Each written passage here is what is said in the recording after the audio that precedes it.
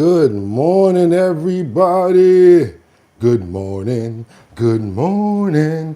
What's good, everybody? It's your boy Bugatti NYC. Oh, excuse me. Like I always told you, could have went anywhere. Fact of the matter that you came here to chill with me this Wednesday morning. I appreciate you guys. Let's get into it, you guys. Y'all ready? It's your boy. It is definitely Wednesday, February the 4th. That's right, you guys. It's time for us to get into it. Had to open up the iPad real quick. Hope everybody had a good sleep, good time, because we're here. Seems like we just got finished doing this. Let's go. Let's get the camera straight. But first, let me ask you, how's the audio sounding? Trump with Iran, Venezuela, Minnesota, and Jeffrey Epstein? What could be next? A lot going on out there, you guys. Let's go. Let me get that. Thank you so much, Batty. I see you. Let's go. Let me get that that video straight, just to make sure we're locked in so that I can see what we got going on over here. Let me get these monitors open. Get that monitor open right there. The other mirror did not work. It doesn't work for the iPhone 17. We currently have the iPhone 17. They have some device that you can actually put on the back of your phone where you're supposed to be able to see. But we got it yesterday, and guess what, guys? It did not work. So that means we're back at it, and we're gonna be doing it the normal way that we've been doing it. But it's all good, no problem. We got enough time to get the camera straight. That's all we care about. We go ahead and make sure I got this thing going on over here. Okay. That's right, you guys. It's Wednesday. We made it another day. You know, we got to be thankful for that. Who we got up in the building this morning? Okay. See who we got up in here. Oh, we got a full house in here today. I see you guys are ready. Let's go. See if I can get this video just a little more straight with this camera all crooked like that. See if I can keep it up like this for the day. See what we got over here. Open up just a little touch. Hey, that's pretty good right there. We're going to see where that lands and see if that works for us. Got a situation going on over here with you. But let's get that right too. Boop, boop, boop, be doop, doop. There we go. Now we back in the house. I'm in the house now for sure. Okay, guys, how y'all doing this morning?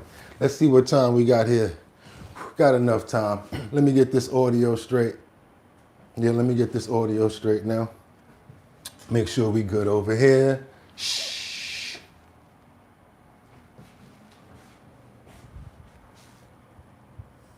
Hissy hiss. There we go. Don't have a hissy fit. Guys, I'm just so happy to have another day with you guys. We got so much to get into this morning. We got trending topics. Yes, we have the Epstein saga. We've got current events. We've got economy. We got overseas. We've got tariffs. We got a lot to get into this morning. Got to let you know, great show lined up for you. Go ahead and double tap that screen to get you on your way in, just to go ahead and show some love for the fact that we're up and we're ready to go. See what else we got to get done over here. Everything else seems good. Okay. See who we got up in here real quick. Who we got up in here? We got Mark Dorfman. Okay, I see Jeffrey, Luigi. Okay. See if we can get these prayers together, because you know nothing goes right without the prayers. I'd like to pray for security. I'd like to pray for great health. I'd like to pray for sanity.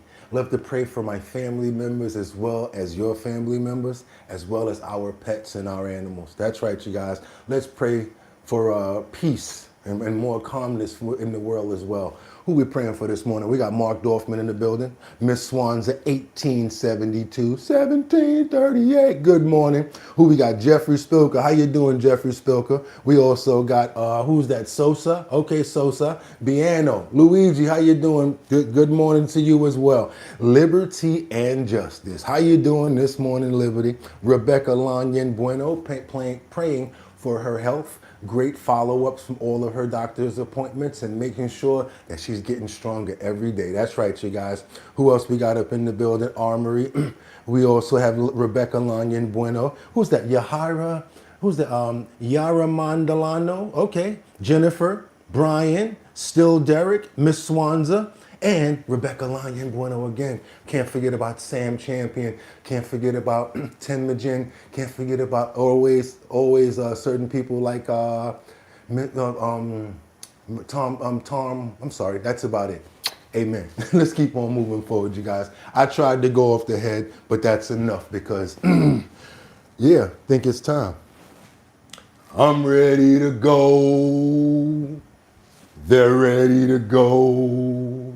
I said it's time to start the show. I hope you're ready, yo, yo, yo, yo, yo, yo.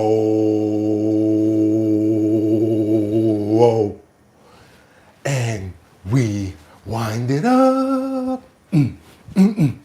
Wind it up. Wind it up. It's 6 o'clock somewhere.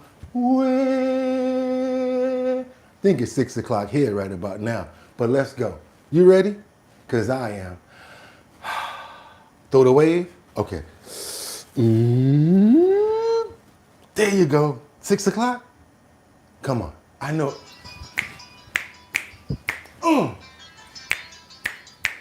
Okay.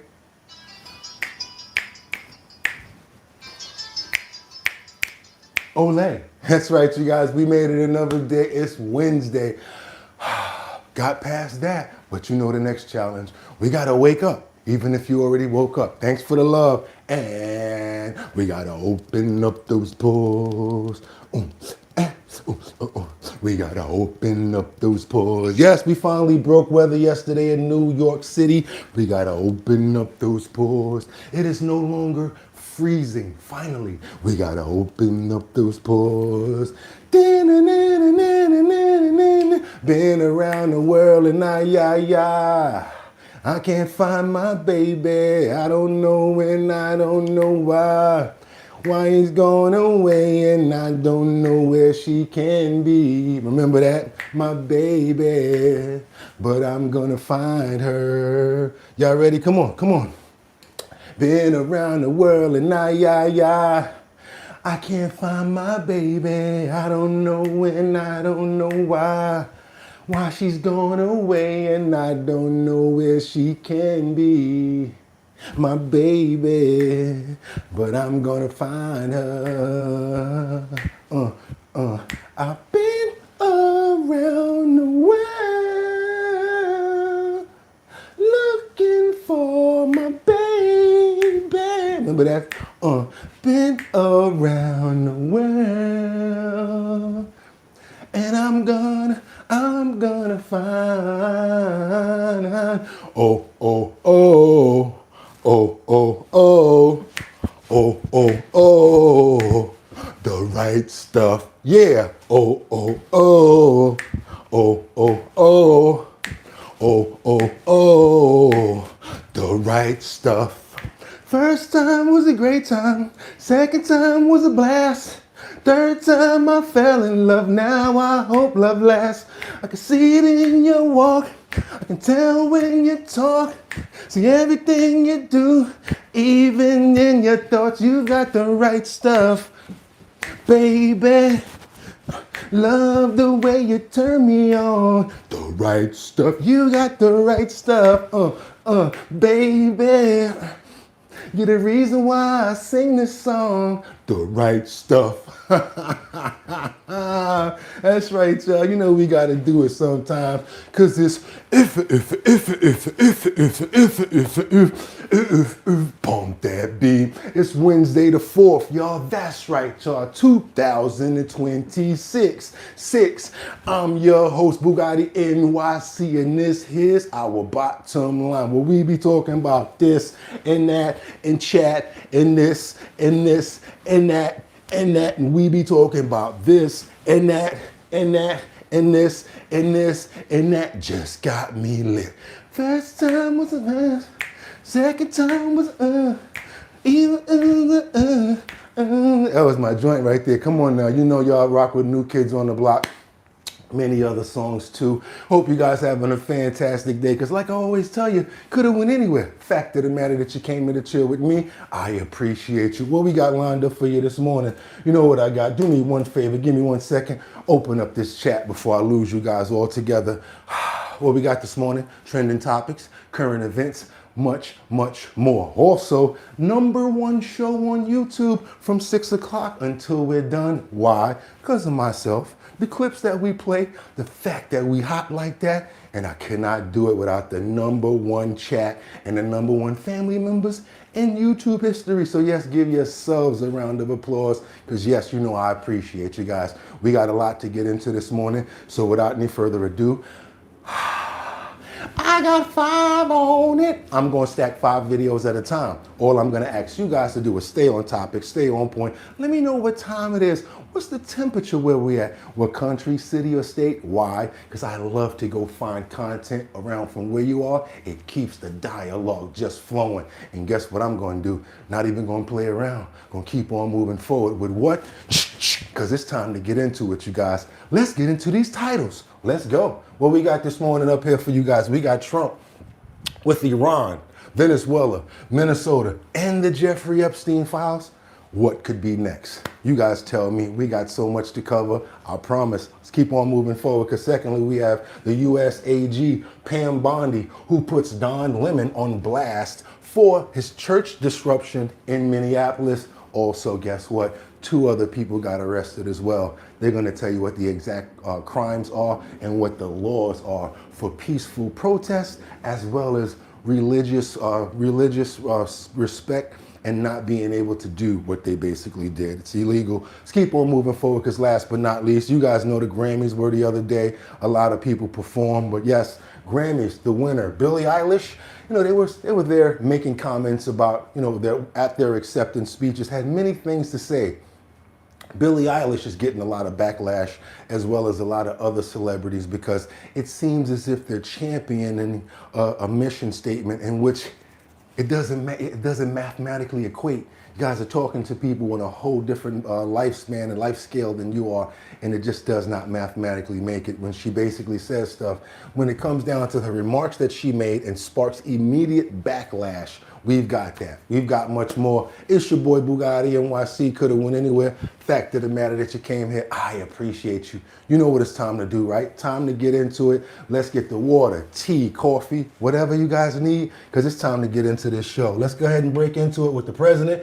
See what he has to say this morning in the Oval Office. He has a lot to talk about. Signs bills, talks to Lindsey Graham, and I would have to say that Lindsey kind of stole the show on this one here. Let's get into it, you guys.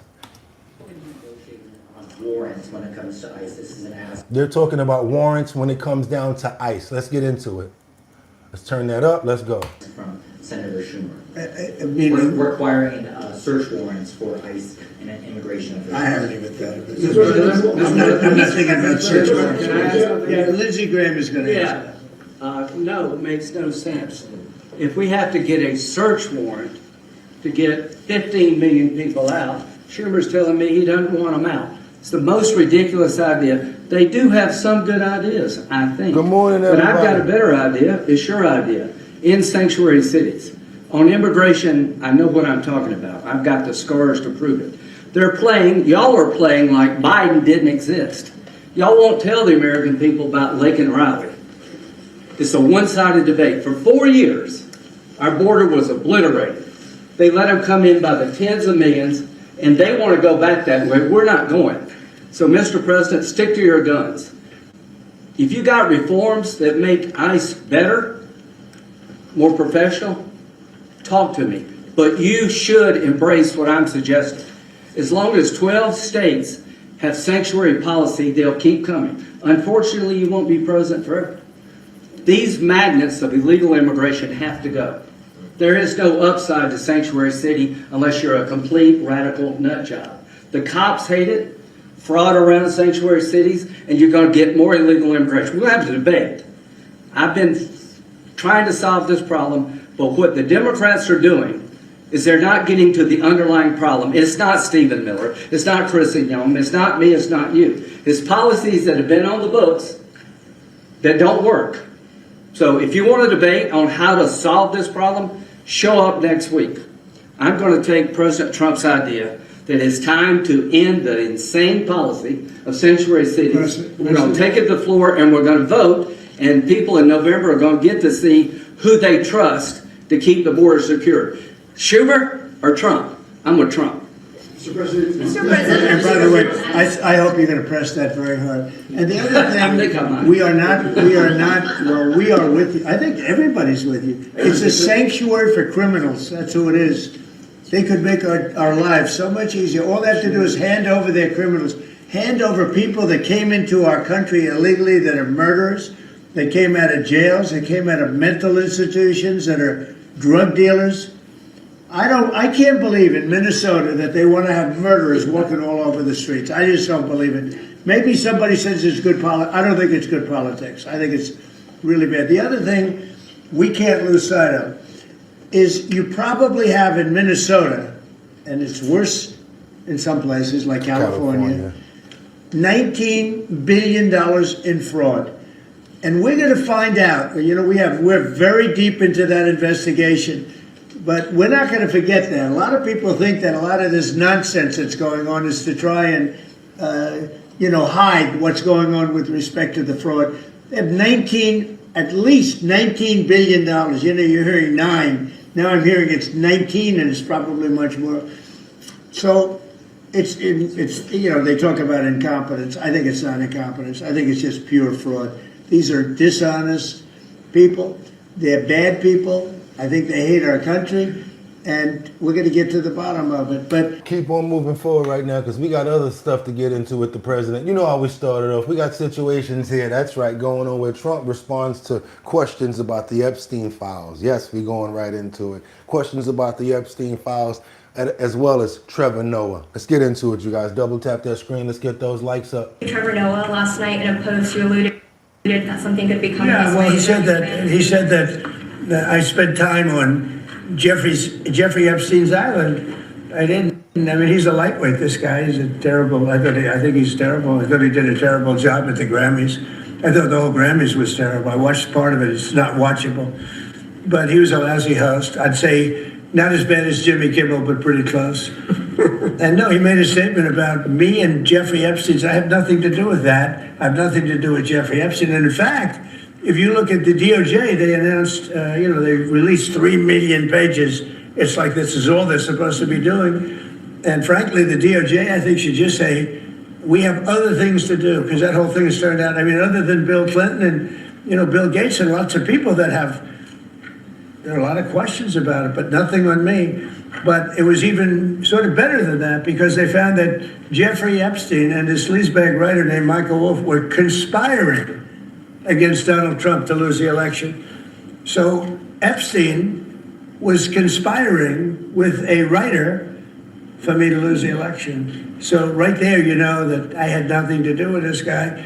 But yeah, it's a terrible thing. The amount of time that's being wasted. When Epstein was alive, like 10 years ago, nobody cared about it. But they're only doing it. But now it's really hitting back on them because Bill Clinton is such a big part of it. The Democrats are pushing it, and the problem is that it's turning out to be the Democrats that were with and conspired with Epstein. And that they were hoping that there was more in there about you. How about that? They were really hoping that if they keep on peeling away layers at the onion, there were more information in there about you that could be damaging. Double tap that screen. Let's get those likes up. Let's move forward, because Trump also says that the GOP should take over voting. Do you guys believe that? Let me know what you think. Let me know what you guys think about the GOP taking over. Let's keep it the way it is, but just tighten it up. Let's go. Let's go. President Trump is now openly calling for the federal government to take over elections in more than a dozen states. Now watch how she starts to, spew her own feelings about how she feels about the situation. I do it a little bit, but not this much. Come on. It is prefaced on this, his lie that he won the 2020 election. Listen to what he told podcaster Dan Bongino, who was his deputy FBI director until just a month ago. But we're being fair. The Republicans should say, we want to take over. We should take over the voting in at least 15 places. The Republicans ought to nationalize the voting. The Constitution explicitly grants the states, not the federal government, not Republicans, the right to run their polls. This comes after the FBI searched an election office in Fulton County, Georgia last week and seized the 2020 ballots. Sources now tell CNN that the director of national intelligence, Tulsi Gabbard, who was on site during the operation, put the president on the phone with some of the FBI agents who carried out that search. Gabbard now says the president asked her to be there and that during the call he did not ask any questions of the agents or give any orders. Whoa. What's that? I guess he was just basically trying to make sure that someone he trusted was there when things were going down. Matter of fact, when you get there, you call me. I want to make sure that you're there. Do your boy a favor, double tap that screen. Let's get on over to Washington. We got some breaking news. It's time, that time of the month where, not that time of the month, Michael Johnson and hold a press conference about the Clintons and much, much more. Let's keep on moving forward, you guys. We got a lot to get into this morning, breaking news, a lot of topics that we got to cover as well. Let's keep on going. Let me see if I can spin this out, get that commercial out of there if it comes back. You love doing that. All right, I cool. do. Makes you feel taller. So grateful to be with you all, and I'm sorry we're in this situation again. It's like Groundhog Day in a way, the bad movie, where we come back to the same failed measures of the Democrats. It was just less than 3 months ago that they shut the government down for the longest period in history, 43 days. It was painful for so many Americans.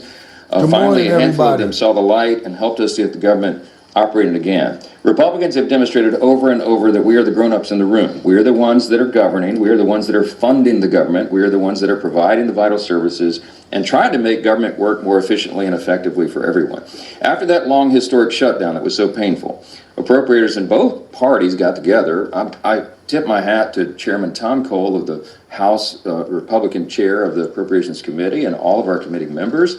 The Cardinals, the subcommittee chairs as we call them, all worked so well in their areas, and we got 12 separate appropriations bills passed through the House, and we had a triumphant press conference announcing that. We expected it to be on a glide path through the Senate, but of course the Democrats could not miss an opportunity to try to shut the government down again.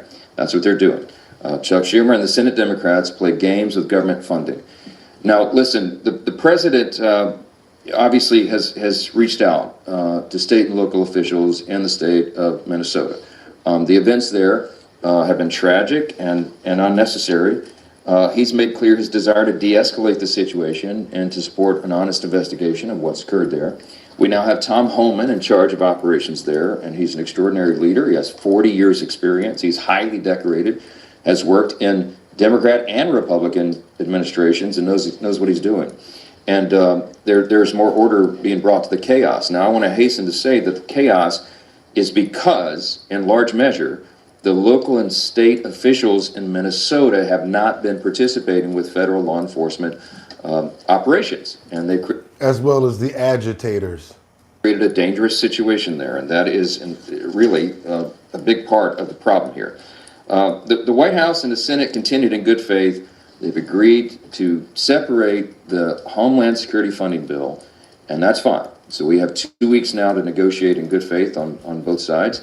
The White House and Senate Democrats are going to engage in that, but the House Republicans are as well. We have to make sure we maintain the important parameters here. We can't go down the road of amnesty. You can't, in any way.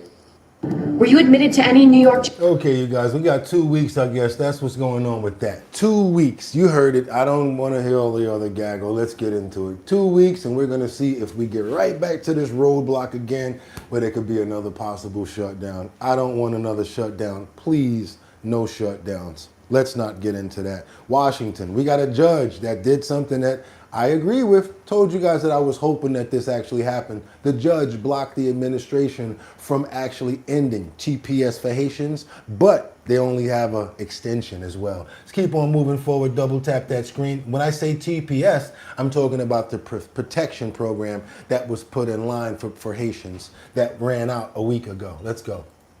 A federal judge has blocked the Trump administration from revoking temporary protection status for Haitians living in the United States. The TPS program grants legal protections for some 350,000 Haitian immigrants during a time of political, economic, and violent turmoil in parts of Haiti. That's the reason why I agree. I don't think that they should be forced to go back while Haiti is going through all of this stuff. It's not right. Those with work permits are also protected from being arrested and deported. CBS News immigration correspondent Camilo Montoyo Galvez is live with us. with more on this story this hour. So tell us more about this order and what this really means.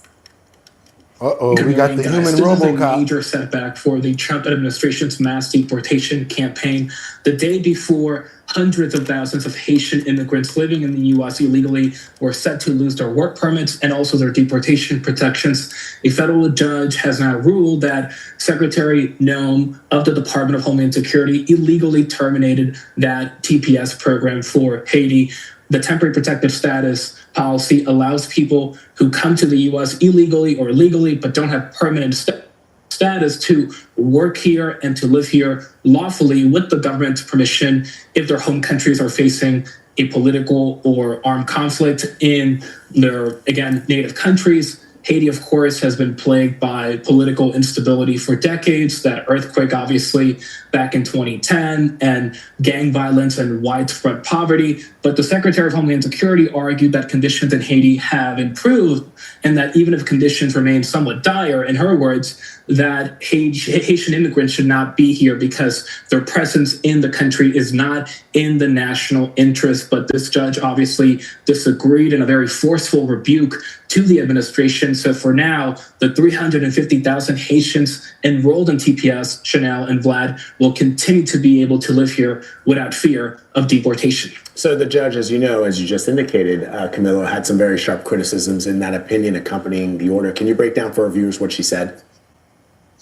Yes, Vlad. So the first reason she cited for blocking the termination of TPS for Haitians is that Secretary of Homeland Security Kristi Noem violated, in her words, the Administrative Procedures Act by failing to fully consider the dire conditions in Haiti, including what she called the danger in Haiti that awaits people who could be deported there. She cited, obviously, the gang violence that I talked about, the political instability in that country.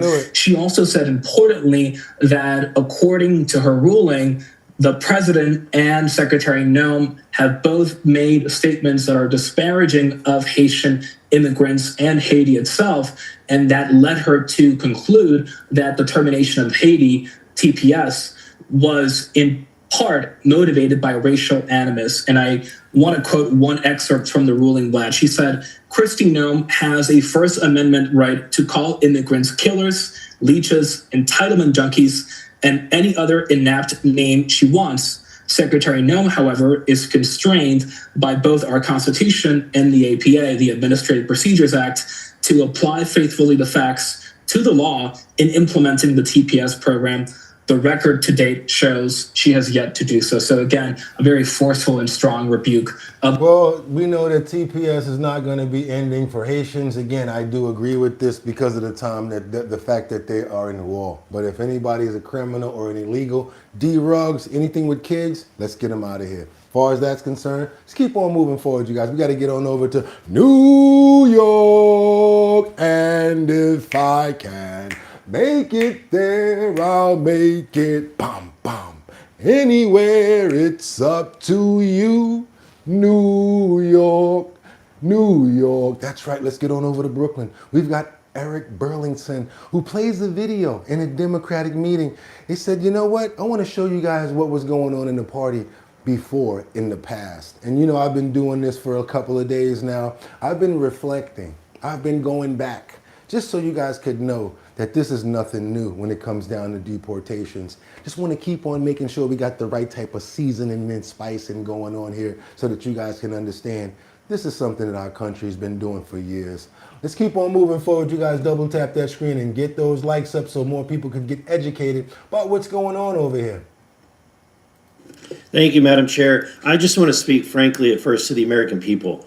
We're nearing $37 trillion Washington in national debt. What does that mean? That means that each and every U.S. taxpayer owes over $323,000.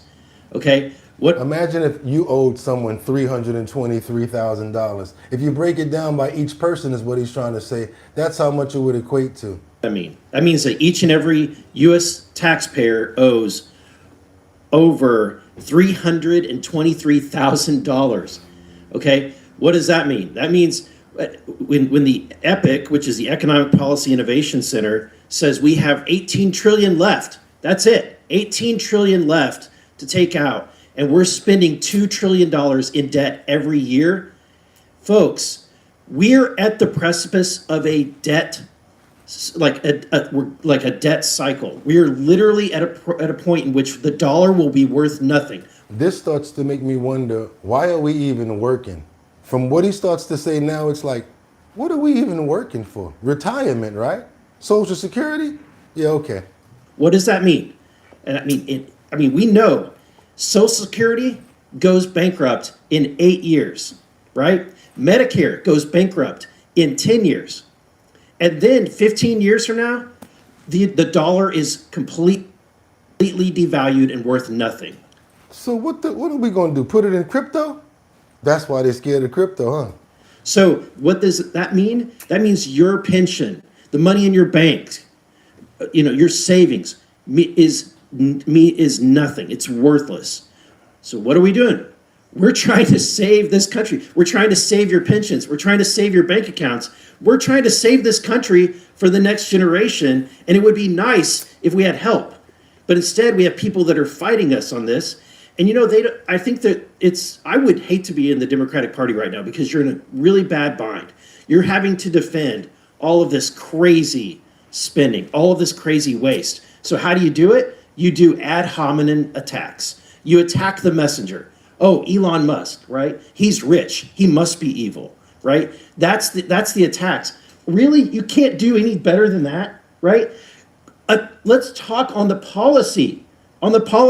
Help us. We're trying to save this country. This is and Elon Musk, who's making no money doing this, is trying to save this country. Why? Because he has invested in the United States of America more than anybody, right? So I think that we should embrace it. In fact, not a single company, governor of any state would ever turn down Elon Musk and his team of Doge from coming in and providing free services to right the course and financially in any state or organization. It's ridiculous that we would demonize someone that loves this country. Yeah, because he's on his way back, you guys, and it's about to be wasteful spending all over again. What's going to happen when Elon comes back? Oh boy, it's going to be crazy. What happens? Would you guys be happy if Elon Musk comes back and starts to re-implement Doge for places like California and other states to see what's really going on?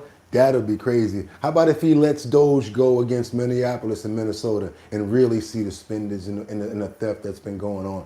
That would be interesting, huh? Let's keep on moving forward. Do your boy a favor, double tap that screen. Let's get those likes up, because what it does is it gets more people over here to get educated on what's up. Let's keep on moving forward to Florida now. Going to switch the topic a bit to the Attorney General, who's pushing back on a number 6-year-old. That's right, number 6-year-old predator. Let's keep on moving forward, you guys. There's certain things that we can't say, but we can let them say it. And thanks for the love. Let's go. Good morning, everybody. It's good to be back here in Tampa. I'm joined this morning by FDLE Commissioner Mark Glass, HSI Assistant Special Agent in Charge Michael Calvo, St. Petersburg Police Department Chief Anthony Holloway. I have a message for the number 6-year-old predators. He has a great message for you guys. Hillsborough County Sheriff's Office Chief Deputy Joseph Maurer, and from our Office of Statewide Prosecution, Special Counsel Rita Peters. This morning is another opportunity to send a clear message to all predators out there, child molesters, traffickers, people that want to go after the most vulnerable in our state, that we take this more seriously than anything else. Going after predators is our #1 priority, and that is not going to change. So we've got a few different announcements this morning. First, we secured a conviction and will have sentencing this week in the case of Marquette James. This is an individual who faces 4 criminal counts, multiple counts of human trafficking and racketeering. This individual was preying upon young women. What makes this case interesting is the federal government under the Biden administration had this case for a number of years and chose not to do anything with it. They did not prosecute. Once the administration changed and the Trump administration came in, HSI reached out to the state seeking some help, wanting to work together, and work together we did. We got this scumbag. He's going to face 120 years plus behind bars, and that's not enough time. So we're going to continue to investigate. We will add additional charges as necessary. We will make sure we send a message again. Stay away from our women and children. We also have two child pornography cases, two takedowns to talk about today. One, Lucas Jose Harayez, here in the country on a visa. He's the owner of La La Restaurant in St. Petersburg, charged with 18 counts of child pornography. There's probably more to come. He's going to do a lot of time. Get him! We also have Michael Yuntz, charged with 9 counts of possession of child pornography and 1 count of promotion of a sexual performance of a minor. He's looking at decades behind bars. There we go. That sounds beautiful. That's what we're talking about. I want to thank FDLE, That's what we're HSI, talking about. and all of our law enforcement partners for working together to get these guys off the streets. That's what we're talking about. I hope you guys got enough of that. I know I could have kept on listening to it, especially if he had more charges for more people, especially when it come down to the charges for what they're getting locked up for. Let's lock them up. Let's give them a whole bunch of time. Hopefully they expire while they're in there so that we don't got to worry about them coming out being old doing it, or they come out so old that they can't even think about nothing but trying to hold their bowels in their human body. Let's keep on moving forward, you guys. Double tap that screen and get those likes up. Hopefully you appreciated this information that we just got out of Tampa. Let's get on over to Russia. Iran, number 1. Russia, number 1. United States. I used to die laughing off of that. Let's get on over to Putin as he breaks another peace treaty, ceasefire, with long-range drones and 70 of them, you guys. Looks like he hit a few buildings where residents are living at. Look like somebody's TV still on. And upstairs, you got a smoldering Filznaya going on. Check this out. This is pretty crazy. Told you he don't never stop. He always got to keep it popping. Putin he don't never stop. Watch this. So Putin breaks Trump's ceasefire and strikes Ukraine with 450 long-range drones and 70 of them ISIL things. Yeah.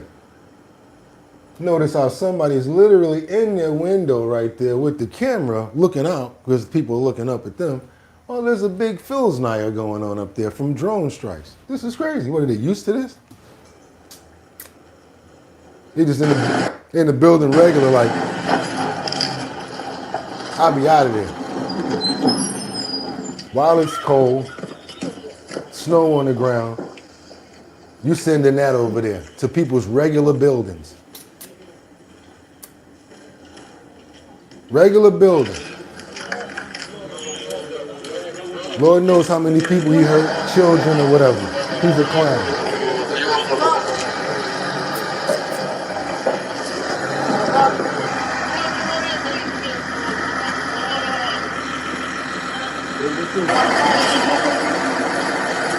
Some of the hardest times to deal with these situations is in the snow. It freezes the water, makes it very hard to put out the flames.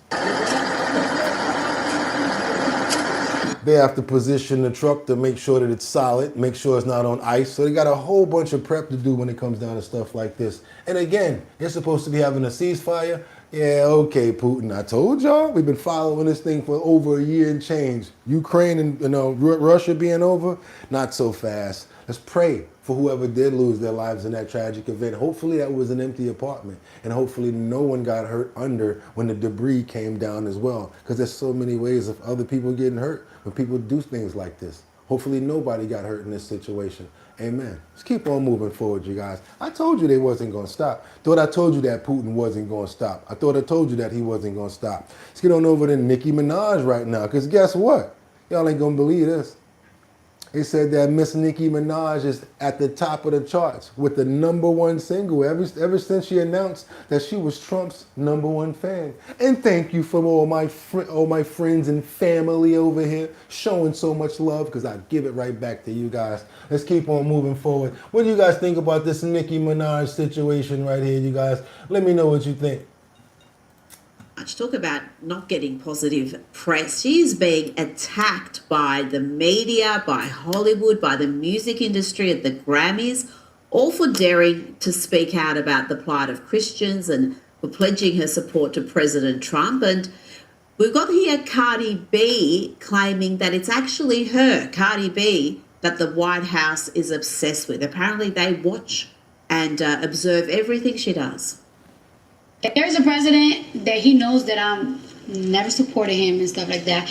And it's like I be feeling like I know the White House watches my You have a platform. Yes, I have a big platform, so it's like I know they watch it. They listen to what I say. I might not say it the prettiest way, you know what I'm saying? But I know they listen to what I say. I speak the lesser evil. I can't. And people thought it was funny. People made fun of my accent. People made fun of my speech. People forgot that people did this and that. And it's like, y'all gonna see what's funny. Ain't funny right now, isn't it? It's really tough out here. Are things really that bad, Alex? Are you struggling in the great state of Texas? You know, I'm doing okay, and I'm very thankful for it. But Rita, you know what makes me upset about this clip? Is that before 2016, every single rapper loved Donald Trump. They all rapped about him. They all wanted to be like Trump. Nelly has a famous line about wanting to be like Trump.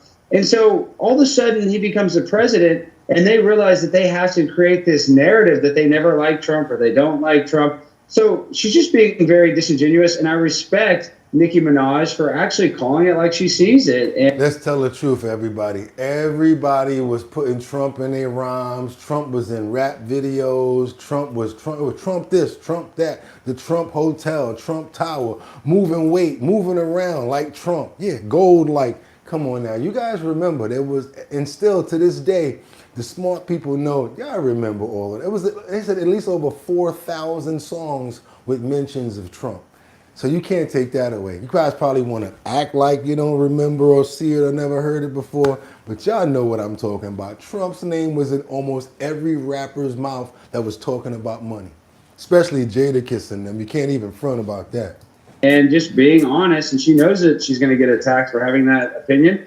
And to be honest, the more they attack somebody, the bigger and stronger that person gets. So I really respect Nicki, and I didn't even really, love her music all that much. I mean, of course, I've listened to it a little bit, but now I'm a big Nicki Minaj fan. So it's just kind of crazy. The more they try to cancel someone, I think, it has a reverse effect where actually they gain a lot more fans. Yeah, the fans, it seems like it switches over. Maybe you lose like 5,000, 10,000 fans, but next thing you know, you get like 20 or 30 of them due to the fact that people didn't even know about you before. Wow, who is this person? Let me go check out some of the music. But I gotta say one thing though.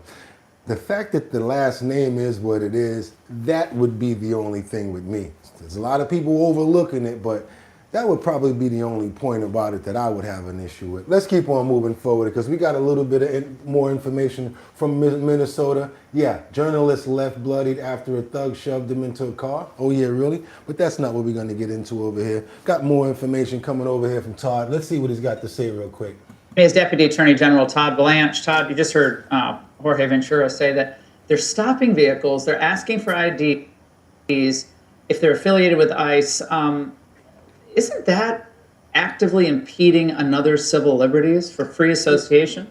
Yes, and this is exactly the problem. As he said, and I'm sure it's true, not a local cop in sight. And again, this is what's happening all over Minneapolis. You have this effort by local leadership to just say, we don't care, we're gonna let all this happen, and we don't care if ICE officers have their fingers bit off, we don't care if there's protests going on that are actually turned into riots, we don't care about that. And it's horrible, and we've been pounding the pavement, don't do this. President Trump said, he talked to the governor, he talked to the mayor, please change your tactics. And we really need them to do that, or we're not gonna fix this problem.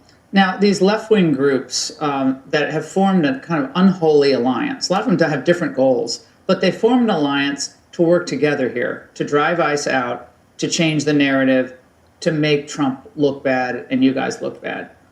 Is there any progress with untangling that funding and exposing it and perhaps prosecuting? We do have progress, and we have several ongoing investigations. And remember what was happening in December, Laura. We had a massive fraud going on all through Minneapolis, all through Minnesota, and suddenly it turned. It turned almost on a dime, and it became suddenly all about ICE, all about getting ICE out, and how horrible ICE was doing. But really what we have here is a massive underground fraud network operating in Minneapolis, and we had a very strong pushback when we raised our hands and said stop. And so, yes, we have multiple investigations going on. We sent prosecutors from Maine Justice. We sent prosecutors from other U.S. attorneys' offices all over the country. And we're making progress every day. Yeah, but you got two problems now. And you have it from two different angles and two different areas. The problems now are going to be from the top and from the bottom. Why? Because you got two situations. You're dealing with trying to stop fraud.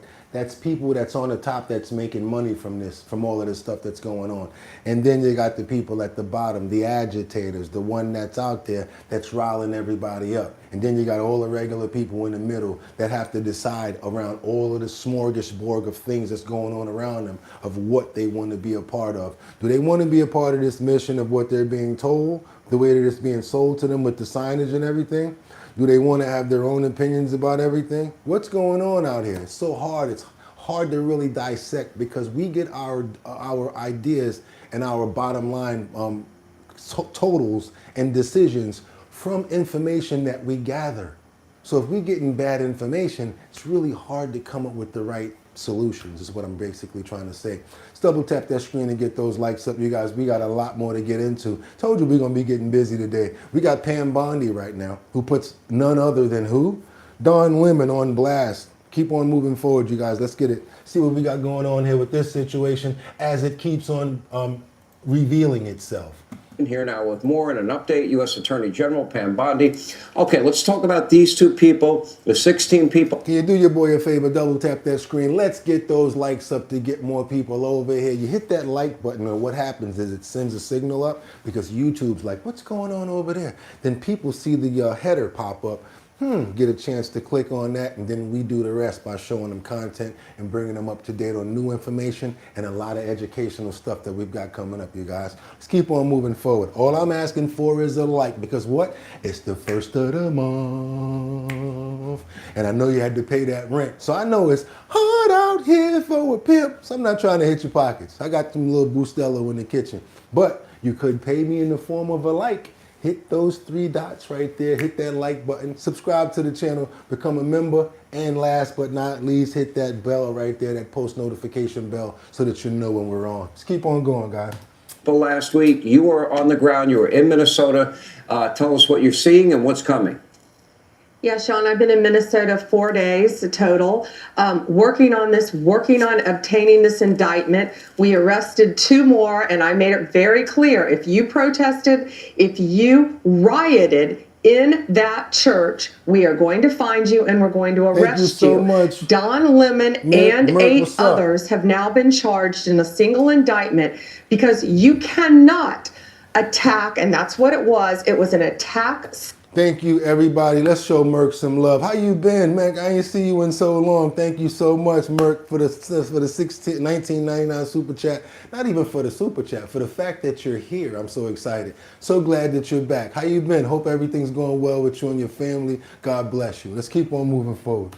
Style on a house of worship. Can't do it. It was a Sunday morning. There were parishioners, there were families, there were grandparents, there were people with canes, there were children upstairs in the nursery. They bombarded in, and as Don Lemon put it in his own words, they were on their way to a resistance at that church. And that's exactly what they did. They had a resistance operation. They barged in that church. There were originally about 400 people in that church. The video you're now showing, a lot of them ran out the back door. The lucky ones were able to get out.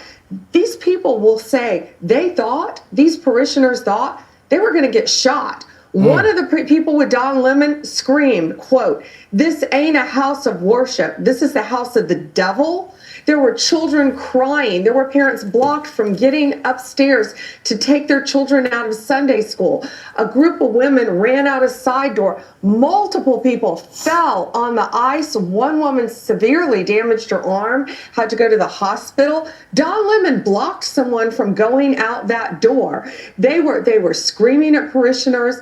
It was horrible. No American, we don't live in a third world country. We live in the United States of America, and you will... I'm really getting paid off about it too. I'm tired of it. I'm tired of people thinking that they can just stop traffic with their bull crap message. I don't care about what you got a problem with. We got to get to work. You on the highway talking about shut down the Brooklyn Bridge, shut down the I-95, and then we wrong for hitting the gas? Oh yeah? Yeah, okay. Okay. Have the right to worship safely and freely in a house of worship, whether it's a church, a synagogue, a temple, a mosque. any house of worship in this country, you will be What's safe. up, Casey? And these people committed a crime under the FACE Act, and they will be held accountable. 9 of them have been charged, and you will not do this in our country. Bet you they wouldn't have did that in no Southern Baptist church or no mosque. Why they don't do that in certain places like that when you know you're going to get it at? I bet you won't do it in certain places where you're going to bow, stay in your place, or probably wouldn't even made it in. Had the wrong deacons at the door. You probably would have got whoosh. Yeah, I'm trying to be nice here. I don't want to say certain things because of the category, but I do feel that she's right about this, because if it was anybody else, they would be all on them. You let that would have been, let's say, Nick Shirley or one of them that would have went in there. He would have got locked up and been in trouble. And Don Lemon, I don't think that it's fair for you to try to hide up under the, the freedom of, when it comes down to reporters and freedom of the press. I don't think that you should be able to hide behind that, especially when it comes down to breaking laws. Double tap that screen. Let's get those likes up, because we got more than devastating. Locked out, Meta users accused of a vicious attack. Let's keep on moving forward, you guys. Now we're going to start going cyber, all sorts of different places. No, you know what? Matter of fact, hold on a minute. I got to talk about this. Wrong people are being attacked, and it's going to start affecting our security, our army, our armed services, and some stuff just does not make sense. Why you want to mess with cadets? Like, I don't get this. I don't understand this part. You want to start messing with cadets? Check this out right here. You're not going to believe this, you guys. Let's get on over to Virginia, where cadets are giving pushback as Virginia Democrats are threatening to cut military school funding. Virginia are threatening to pull funding from the Virginia Military Institute. But they wanted to add all of those taxes yesterday. You remember that, right? This as lawmakers question whether the school's done enough to address allegations of a racist and sexist culture. Joining me now are VMI cadets Devin Ozan and Mike Ferrara. Thank you both for being here. Appreciate it. Thank you for having us. Good to talk to you. So you're both seniors. So you were not at the school in 2021 when this probe was launched. The state paid a law firm about $1 million basically to survey some 2,500 people within the VMI community to investigate these allegations of racism and sexism We watch in all the culture news. there. That's right. Is there any truth in your mind to what the allegations were, or has the school done anything to address this in the years that you've been there? I'll start with you, Mike. So my role within the Corps is operations. And in order for the Corps to function, it has to be synchronicity throughout every organization in the Corps. And every organization is ran by different people. They have different leaders from different backgrounds, whether they're male, female. They all worship different religions, and we're all able to come together and accomplish the mission that is VMI. Devin, what is your perspective on this, and what kind of an impact is this probe having on the students there? I would imagine that there's concern that if the funding gets pulled, the school gets closed, and that might sting for a class of young people that's ready to serve their country. Yes, ma'am. Well, VMI cadets now, we're still doing what we always have done, focusing on education, focusing on developing our character. And then within the Corps, we have the OGA, Officer to Guard Association, and CEA, Cadet Equity Association, which are focused cadet-run organizations which are focused on handling any instance of discrimination of any kind, and those reports are thoroughly pushed up forward through our Title IX office. And within the Corps itself, there's a very strong culture of inclusivity. Within the Code of the Cadet, which is taught to all cadets whenever they enter VMI, is the cadet is a leader of character who offers equal respect, treatment, and understanding to all, and that does extend to all cadets. Now, I want to just pull up I'd say that every organization should have some sort of, policy. They need to start to adhere and make sure that they're doing that. Not only that, the fact of the matter is, just want to make sure that we're being very serious and very delicate when it comes down to cadets. If it has something to do with racial policy, they should examine and look into it. But I do not believe that they should end. No. Don't pull the funding. Let's just get it right. Especially when it's making great people and it's benefiting our country. Come on now, let's fix it up. Let's get in the organization, just sharpen up, just clean it up and get it right. We know that there's mistakes, like again, every organization, well, I can say a lot of them. Let's keep on moving forward, you guys. It's a pretty sensitive topic, had to bring it up because it involves our future and our security. We're going to keep on moving forward. Let me see where we're at right now, see if I can get and pull this Meta thing up right here for us. Okay, there we go right here with the Meta users that have been locked out. Let's go on over to this accused of vicious acts. Let's get into it. Let's double tap that screen and get those likes up. Told you in December about Meta lockouts. Users banned from Facebook and Instagram over what they believe is a mistake. Since then, more people have reached out to tell me it has happened to them too. And if one thing is clear in the emails I received, it's that there are ramifications from emotional hurt to financial loss. At Wicked Wings in Billerica, owner Rachel Florio uses Instagram to bring in customers. She's popular with teens. They'll see us on Instagram, they'll come here like after school. So like that's usually like our market on Instagram. But in January, Meta suddenly shut down her account, alleging child sexual exploitation. What they were accusing me of, I would never do that. And I literally flipped out. The same thing happened to Linda O'Connor in Danvers. She loves Facebook because it lets her watch her grandkids grow. Or it did. To be accused of something that vicious, that horrible, is more than devastating. Together, they are two of thousands of individuals and businesses around the world who say they were falsely flagged by Meta for violating community standards and had their accounts disabled. Many suspect a fault in the AI Meta uses to prevent hacks and inappropriate content. More than 55,000 people have signed an online petition accusing Meta of erasing businesses and cutting people off from vital communications. I ain't never know nothing about this. Again, that's why I'm showing you guys. How many people know about this? I didn't. Don't even lie. We did not hear. I have not heard about this in the whole year and a half we've been doing this. I want to connect with my son who lives 1,000 miles away. Linda says Meta still hasn't told her what post it flagged, but she thinks it was this family picture with her first great-grandchild. What? Rachel thinks hers was a post showing her appreciation for her workers. I shared Wicked Wings reel of our employees, and I said, love these kids. You have had no response from Meta. Absolutely no response. Cheryl Gilson I don't want owns no Printworks beef. in Walpole. She says Meta disabled her Facebook accounts over a year ago following a possible hack. She says her inability to get them back has cost her. Especially the graduation and the holidays, we were down a lot because I couldn't post anything. And that affects your bottom line. Yes, it was several $1,000s. Cheryl and Linda tell me after getting nowhere with Meta, they both filed complaints with the state attorney general. The AG's online database shows the office received more than 300 complaints against Meta last year. But when I reached out, the AG's office declined my request for comment.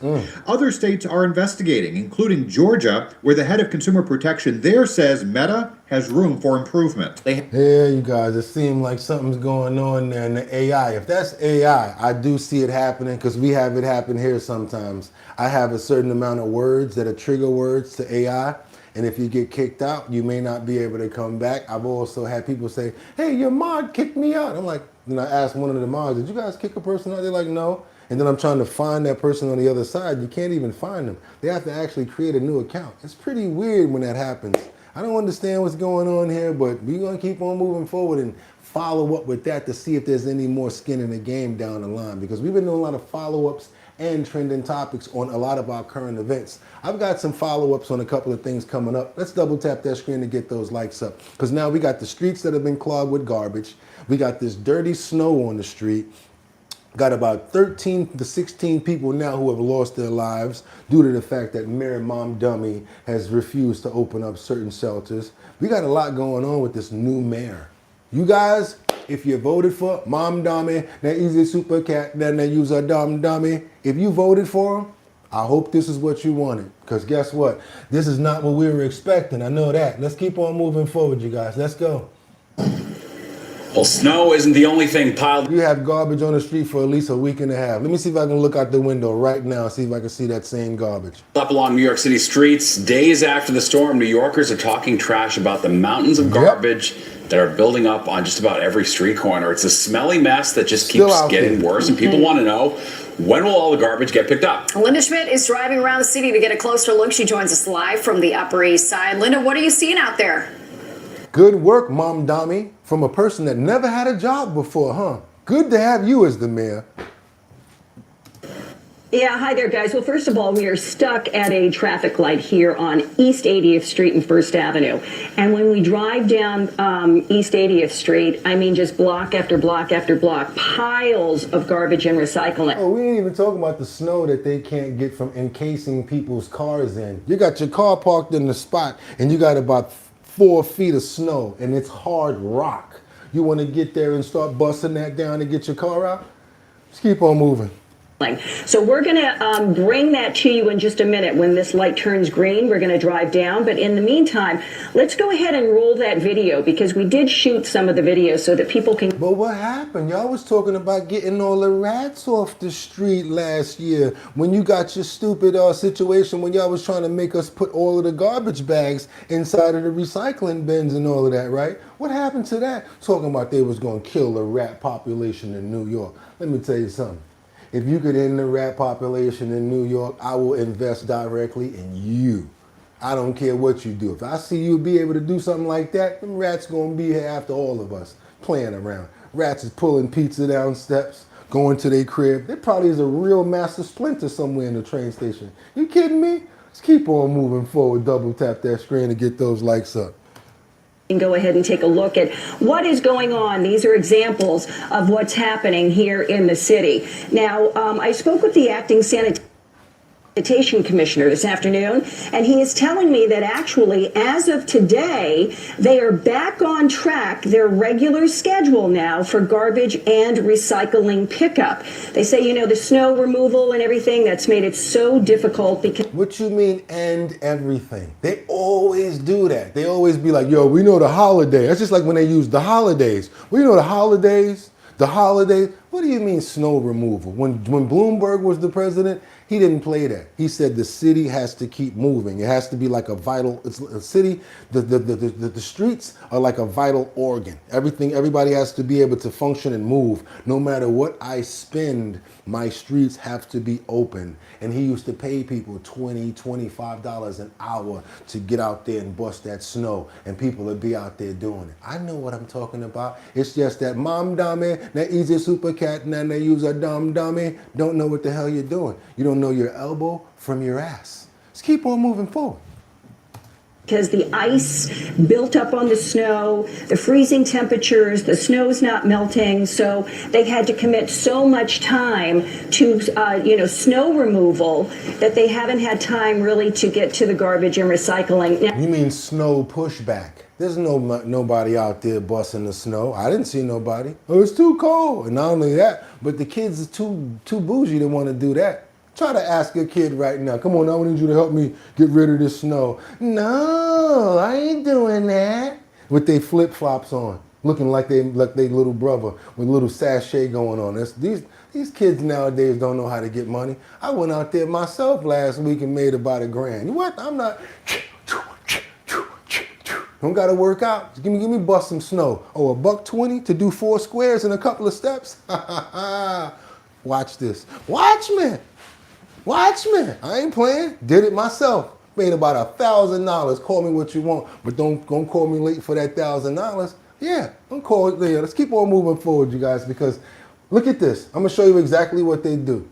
They basically push all of the snow back, and they get your car stuck in there. A couple of people might come by and like dig themselves out. You got to ride around with a shovel. Sad part about it is once that sweeper comes back through again with that plow on the front of it, it takes that other snow right there and pushes it back into the places of where those places have been shoveled out. So as long as that snow is out there, it's going to keep on being pushed around. Now what they're trying to do, because I used to work for sanitation as well, this is the SALT trick, S-A-L-T trick. Right now, there's no reason to be putting salt on the ground. Why? Because the ground is clear. There's not going to be any glazing going on. You don't got to worry about any icing. But you know what they're doing? I might get in trouble for this one. The salt trucks is out there. We call that getting rid of the salt. Why? Because down by the Hudson River, they got this big area that everybody pulls the salt from. And the thing to keep that salt budget going is you got to get rid of it. Can't have it sitting there. So not only do they get rid of it for absolutely no reason, they also get rid of the salt when it's raining. That's right. You see the salt truck out there when it's raining. You know why? Their excuse is, we don't want it to freeze. Yeah, I know. The real reason is water melts what? Salt. Right down the drains, and more money for more salt and to keep that salt budget where it's at.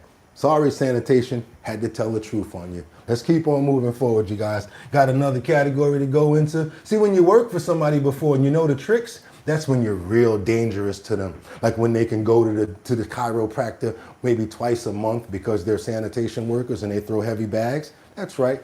One of the best medical programs they could possibly have. Sad thing about it is if you look at a sanitation worker, after a while, they get this crazy hunch going on because of their backs and all the bending over. It's a real strenuous job, trust me. Let's keep on moving forward, you guys. Let's get on over to Kathy Hochul. That's right. Shallow-minded. That's right. And who says it? Senator Ashley Moody. Let's get on to a lot more in New York. See, you got to know how the city works in order to work there. That's why I've really been possibly considering running for office or actually doing some stuff here. Because it's too easy to call people out when you know what's going on. Let's bring in Florida Senator and Senate Homeland Security Committee member Ashley Moody. Senator, it's nice to see you tonight. I want to start with the breaking news. The body cams for law enforcement, federal law enforcement in Minneapolis, that's been talked about before. They're accelerating it now. I agree with the president. I think that's a good move for everybody, and often it works to the advantage of law enforcement because you can see what they're actually dealing with, Senator.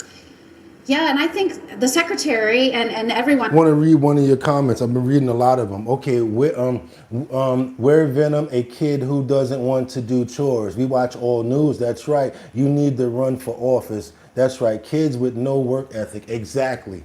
Or you do not eat. You don't work, you don't eat. I know what y'all talking about. Let's go. We come from the same cloth over here. We're not no punks.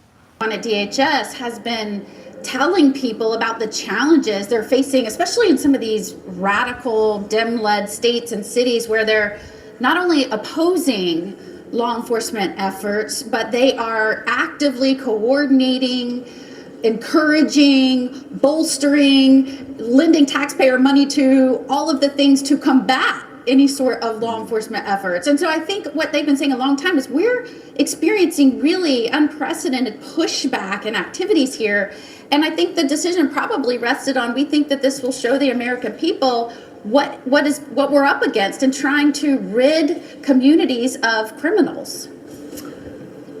Senator, I want to ask you about Governor Hochul because she's talking tough. But, you know, when you talk tough about detention centers with President Trump, and he's got his mission set out very clearly, fighting for the American people, stopping illegal immigration, and deporting people who... Throw up neck, right there with the brownish gold on. Throw up neck / that's how my face landed like this. I don't know your real name and don't care. Yeah, your name is Tish, right? I gotta go there. We got the DEI squad going on here. The man that's in the back should have that job. You shouldn't even be working. Get out of here. I know you since high school. Only reason you in there, Alvin, is to try to get a lot of payback from people that used to slap you in the back of the head. Kathy Hochul, only reason you're in there is because Cuomo made a big mistake and you're still in. You held the power, intimidated people so that you can be reelected and intimidated stuff and do the DEI policy she's in. Then you got, what's his name? Mayor Adams and her, who secured Throw Up Neck over here, who 2 years ago was the head of sanitation, has absolutely no police background unless it has to do with administration. And she is now the head of the police. That's why people don't want to be a police officer. Would you want to work up under Throw Up Neck, who just came from sanitation department and don't have no damn follow-up? And all of the older executives that were actually police officers, they left just because of that. Let's keep on moving forward, y'all. Don't belong here, who have also perpetrated criminal activity. You know, she can say she's going to look for zoning problems, wetlands, a screw loose here and there, but if he wants to do it, he's going to get it done. Or, of course, there is the option of saying, you know, we could pull back our federal funding. Well, let's start with the premise that spoken like a true Democrat, right? Like, we don't want something, so we're going to throw as many regulations and reviews and stall as long as we can. And that is truly what So she even put a block where it's more tax, like tax on tips. She's like, no tax on tips. She's like, nah, just because Trump made that up, had to find a way around that to make sure you're still getting rocked with the tax on tips. She's a piece of trash. She is a piece of feces, straight up and down. And then you got throw up neck over there. You can forget about it. I've been here for too long to know the operations and to know what's going on, to see what's going on in the decline of our city. It's real bad ever since she's been in office. I pray that anybody takes her out. I pray that even if it's another them, anybody need to take her up out of here. And then Tish need to go. And all of this DEI crap need to go. And maybe we can get some of our older police officers back, the one that's been around for a while that went down to Miami because they tired of being disrespected and not being able to get collars and able to move up in rank. Let's be 100 about it. I used to get pulled over a lot. Used to do a lot of bad stuff. But guess what I even realized? We need the police. Just like, it's two things I always say. Everybody want to be black until the police come. Real talk. Want to be swaggy and style and all of that. Police come, how you doing? My name is Andrew Winthrop. Exactly. You ain't down with us when that happened, right? Or Rico Suave, whatever the hell your name is, right? Or, you know what I'm saying? When it come down to that, or, I said Rico Suave. Yo, I be bugging. Yo, but you know what I'm talking about. They want to claim theirs when police come. You know what I'm talking about. They want to claim theirs when police come. But any other time, oh yeah, I'm down, staying the slangs and all of that. But okay, and even me, I've been, been a victim of it, walking with the hat to the side, police pull up. I don't care how many people I'm with. I could be with 8 people. Whatever color hat I got on, if it's red that day, green that day, hey, you with the green hat, damn, here I go again. What do you want? Get up against the wall. Messing with me all the time, right? Even me, knowing all the stuff that I've been going through with police and stuff like that, even I know that we need police on the street. Because again, everybody want to talk about the police until you need them. Yeah, where the police at? Exactly, you know what I'm talking about. I done seen people act like they hardcore, talking all this crap on the block. Soon as the police roll up, yo, look, officer, I ain't got nothing to do with it. That's what they be doing over there. I ain't got, yo, you just straight up snitch, right? Exactly. Let's keep on moving forward to Paris. We got officers who raided Elon Musk's Paris cyber crime unit.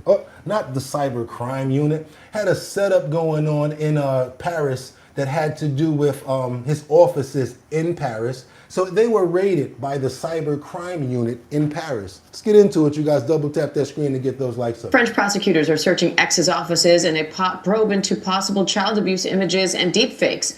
The preliminary investigation is looking into a range of alleged offenses by the social media platform, including spreading child sex abuse images. In a message posted on X, Paris prosecutors... Yes, I did see the 60 Minutes interview with Epstein, but I did see that. Office announced the ongoing searches at X's French offices, saying the goal is to ensure X complies with French law. The prosecutor's office also says it's leaving the platform and calling on its followers to join it on other social media. Let's bring in foreign correspondent Tom Soufi-Burridge for more on that. What's exactly going on? What's the latest on this investigation and where does it go from here? Yeah, so the cybercrime unit of the Paris prosecutor's office, Diane, this morning conducted a search of the offices of X in Paris as part of an ongoing investigation into the social media platform owned by Elon Musk.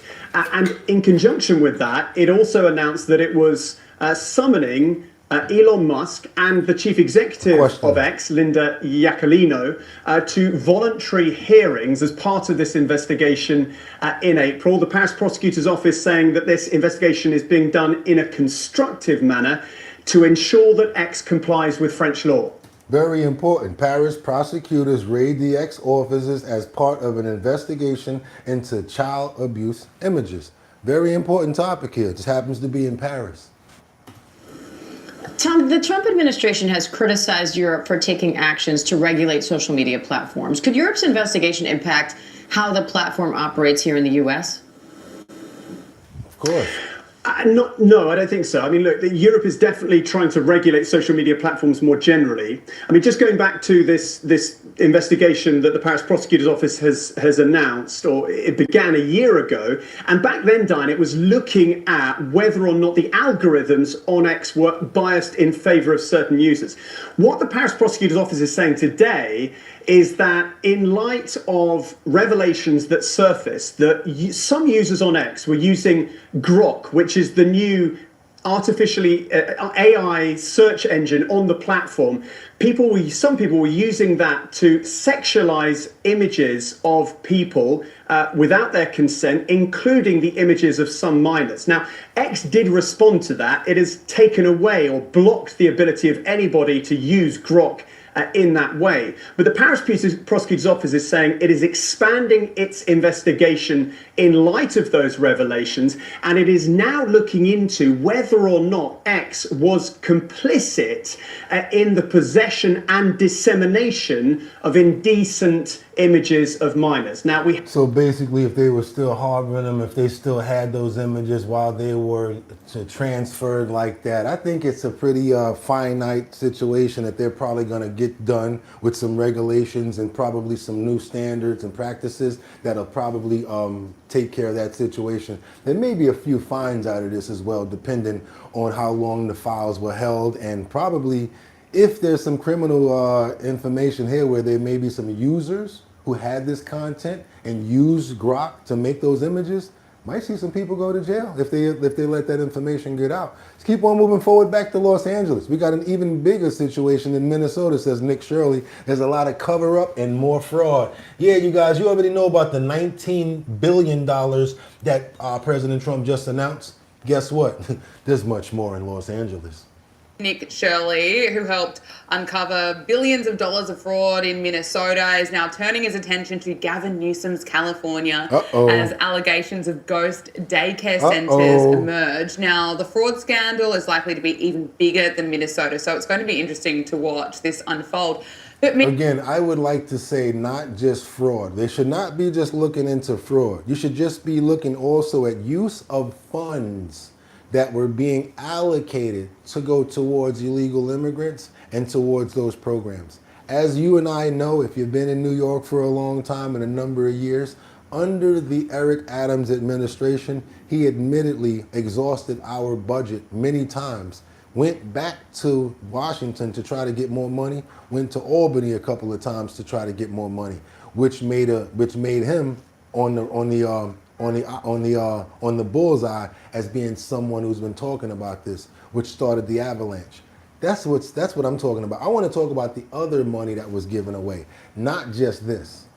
Meanwhile, Hillary, Vogue has issued a profile puff piece on Gavin Newsom, not putting any hard or tough questions to him, instead writing about his looks, gushing over him, describing him as embarrassingly handsome. And this is seriously the opening line. It says, let's get this out of the way. He is embarrassingly handsome. His hair seasoned with silver, at ease with his own eminence as he delivers his final State of the State address. I mean, Hillary, even for Vogue, this is embarrassing what they have to say about Gavin Newsom. I think they can say plenty more about the state of California rather than his looks. Yeah, how about the wildfires? How about what's going on out there with the overthrow of the ICE locations? How about that? They could talk about that, talking about his looks. I think he's gonna be elected president because of that, you guys. Let's keep on moving forward. Double tap that screen and get those likes up. We got to get on over to the FBI and the raid of a married Somalian judge and a seizure of what? No, this can't be real. $158 million fraud exposed, as well as Hunter, I can feel it, Biden, you know what I'm talking about, right? And more D-rugs found in the wall. This is pretty crazy, y'all. Let's get into it. At least 12 people during this week's operation around the cities, and nearly half of those detained are originally from Somalia.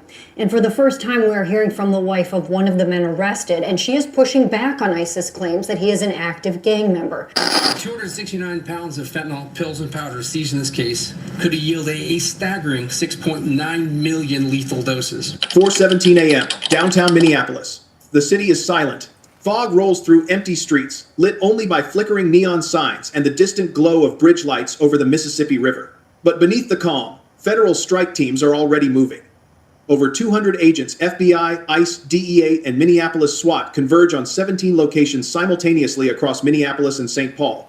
Target 1, a luxury high-rise condominium in the North Loop, registered to Judge Amina Hassan and her husband, Judge Khalid Osman, both sitting district court judges, both entrusted with sentencing drug offenders, approving warrants, and overseeing financial crime cases, both secretly on the payroll of the Sinaloa cartel. Mirrorless cameras also minimize mechanical wear and tear, especially when utilizing electronic shutter. At exactly 4:18 a.m., flashbangs detonate. Doors explode inward.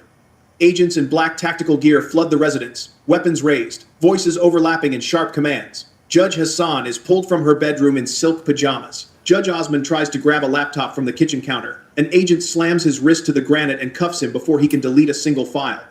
In the master bedroom closet, behind rows of designer suits and judicial robes, agents find a hidden steel safe. Inside, $340,000 in cash, vacuum-sealed bricks of cocaine, and 3 encrypted hard drives. But that's just the beginning.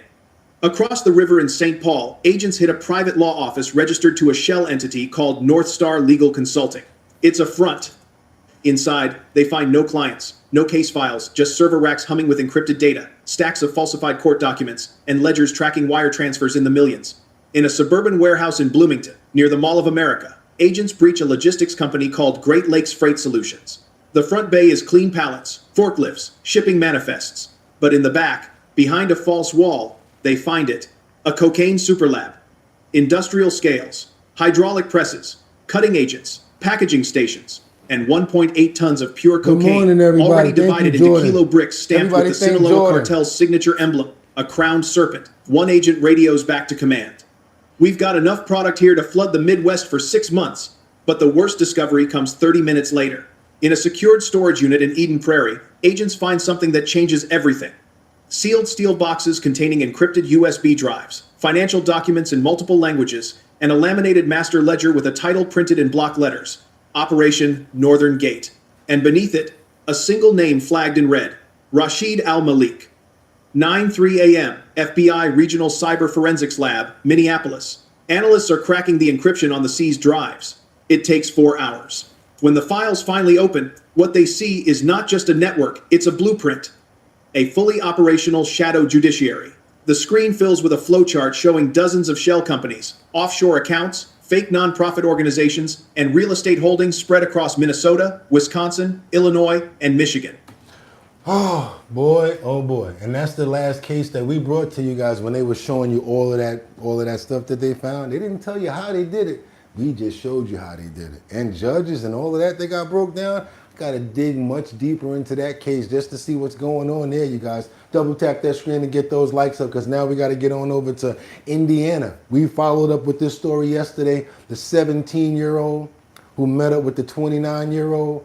Told you we're doing follow-up stories today. They found her body, you guys. Let's get on over there and let's see what's going on in Indiana. Double tap that screen to get those likes up. Sad situation right here, but yes, we always promise to do as much follow-up as we can, and we got the other side of the story, guys.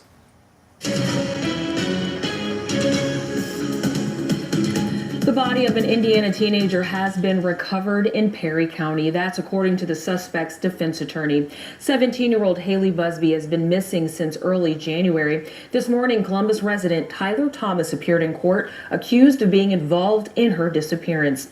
NBC4's Gracie Collins was in that courtroom and tells us what she's learned. 17 years old, y'all. Sierra, Thomas received a $1.5 million bond for the charges that he's currently facing, but his defense attorney says that he anticipates that there will be more charges coming out of Hocking County. Now in the courtroom, Thomas appeared virtually and the hearing only lasted a couple of minutes. He's charged with 1 count each of handling sexually oriented matter involving a minor and tampering with evidence. Following the hearing, I spoke with his defense attorney, Sam Szymanski, who says after speaking with his client, they decided to contact the FBI. Busby was last seen at her home in early January in Fishers, Indiana, north of Indianapolis. Fishers police say she was in contact with Thomas through online gaming. Columbus police then searched his Columbus home and a rental property in Hocking County, where they found evidence that Busby was there. Szymanski revealed that her body was found in Perry County on Sunday. We accompanied law enforcement and the FBI to Perry County. and we assisted with pinpointing the location of Ms. Busby. And so... This is his attorney, right here. They're trying to get some sort of leniency or whatever, I guess. So he was basically like, let us know where the body's at, and he actually did it. That's who's reporting right now. And speaking with Prosecutor Rugg, who is the Perry County prosecutor, mercifully they were able to work through the evening with BCI at the helm and have, we believe, recovered Ms. Busby's body. Thomas is expected back in court for a preliminary hearing next Tuesday. Local for you in Columbus, I'm Gracie Collins, NBC4. Sad story right there of a 17-year-old gamer that was on the internet, probably innocently playing games, got infatuated by somebody, thought that the guy was a nice guy, probably got told, meet me somewhere, we go play video games. You never know. Her intentions were probably total pure. Look what he decided to do. Monster. Just want to pray for the soul of the 17-year-old that lost their life in this tragic event. We're going to keep on following up with all of the follow-ups and every single thing that we can find in this case. I'd like to pray for her family, as well as her sisters and brothers and her mother and father, so that they can have strength throughout this tragic time. And hopefully, due to the fact that they found her body, they can have some sort of closure. Just keep on moving forward, you guys. Amen. Sad situation right there. 17-year-old. The reason why we show stories like that is hopefully we make sure that we're watching our teens, making sure that we're in there, we're actively seeing what's going on in their lives. Smartest piece of information that I can tell you guys from being a parent of a teen, try not to be so extra, so overbearing. Try to be partly, I'm going to have to say this, and a lot of people won't agree with me, try to be their friend to the point where they feel comfortable telling you stuff. May have to say a couple of curses around them and hang out with them. Maybe even drink a beer. And they say, hey, wait a minute. I just said a curse. Dad ain't say nothing. We drank a beer. Yeah. Hey, you can come to me and say anything, son. Guess what? When I went through stuff, this is what happened to me. Sometimes you got to show by example. This way they feel comfortable telling you stuff. We're in a very vital time in our lives, you guys. So sometimes you got to get in there sometimes and really grind and make sure that you take care of yours. Want to say thank you for the super chat. Don't know how much it was, but could everybody say thank you for the super chat that just came through? I really appreciate it. Let's keep on moving forward over to San Francisco. We got the triple pow-powing and a 15-year-old who lost her life. Sad situation here, but we got to get into it and cover it. Why? So that more people can be saved. Sometimes out of tragedy, you can save people's lives so that they can know what to look out for and where not to be, where not to go and hang out. Let's keep on moving forward, you guys. Let's go. Where we got this at? Is that this? Yeah, right here. Let's go. 15 years old, a girl who was in the 10th grade at a San Francisco charter school has been identified as the victim who was killed in a triple shooting in the city's Western Addition neighborhood. And our crime reporter Henry Lee is live in studio after talking to the Thank you teens. so much, Suno Peak. Well, Claudine, she ran track, she enjoyed dancing and posting on TikTok, but now her loved ones and classmates are in mourning after she was shot and killed in front of her younger sister near a playground. This is hard. Shouldn't have happened. She had a whole life ahead of her.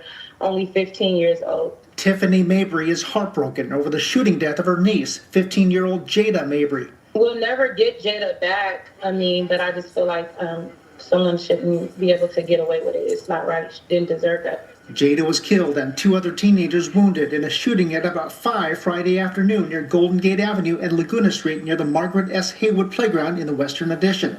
No arrests have been made. San Francisco police have not discussed the circumstances leading up to the shooting.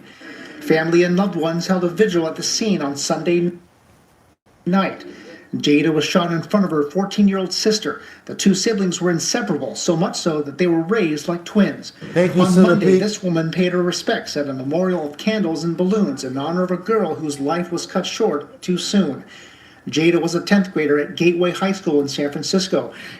Looks like a baby. Thank you so much for the $25 super chat. Everybody, thanks, Sunopek, S-U-N-O-P-E-K. Thank you so much. I appreciate it. Want you guys to see just how precious and how little and how young this baby was right here. 15 years old. And it probably was a stray, probably was some stupid gang beef that was going on. Whatever it was, I could tell you right now, wasn't worth it. Wasn't worth the kids that she could have had, the grandkids that she could have made, the lives that could have came out of this beautiful angel here. Terrible situation here. Terrible. In San Francisco. Executive Director Alicia Montgomery said Jada was a cherished member of the school community whose loss is felt profoundly. Jada had been on the Bay Area Gators track and field team. This is her, third from the left, finishing first at a meet. And this is Jada in sunglasses and a purple outfit performing on a TikTok video. Jada was just a ball of life. Like anybody that would be around her would remember her when they leave. This should not be happening to a 15-year-old baby going to school, learning. Pastor Jeffrey Branner Sr. knows the family. It's just a bunch of ignorance, man, and we got to do better. We got to educate our children better. Stupidity. We got to give them a better sense of direction. We got to give them a foundation. Jada would have turned 16 in July. The two other teens suffered wounds that were not life-threatening. And San Francisco police are asking anyone with information or video related to this triple shooting to contact investigators. Quality. A statistic. Nobody wants to wind up that. What you gonna do? Stay home forever? Oh, hopefully if I stay in the house. You can't stay in the house forever. You want to go out to have some sort of athleticism going on, be around people, community, but then you got these nut jobs that's out here. They got beef with this person and they don't care who's in the middle of it. What other baby is probably going to get struck by something like that. I want to pray for Jada as well as the community, her family, everyone that's suffering through this tragic event of this loss of this little light, this little angel that could have been so much more to the world. Rest in peace to you, love, as well as your family. Amen. Tragic. Crazy. Don't make no sense. Let's get on over to LA. Try to change the temperature a little bit. You remember, you saw it, you saw the Grammys. I know I didn't even watch it. Only thing I'm getting right now is a bunch of feedback and follow-ups to, acceptance speeches, just like this one that we're going to talk about right now with Billie Eilish. Stolen land remarks. Haunted this one. Yeah, she gives up her mansion. How about she give up her mansion and let the Indians come stay with her? That's what a lot of people are saying about Billie Eilish, especially once she said what she had to say at the Grammys. No one is illegal on stolen land. They be just wanting to drop a bomb to get a reaction, to see if they could. You just wanted to say something, huh? Okay.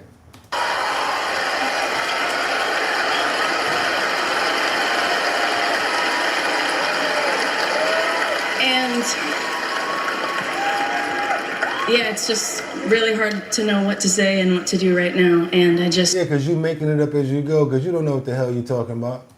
I feel really hopeful in this room, and I feel like we just need to keep fighting and speaking up and protesting, and our voices really do matter, and the people matter, and I say sorry. Just anything, right? Anything. Singer Billie Eilish has faced backlash following her anti-immigration and customs enforcement remarks at the 68th Annual Grammy Awards show. Thank you again for the $5 super chat, Timothy. Everybody thank Timothy.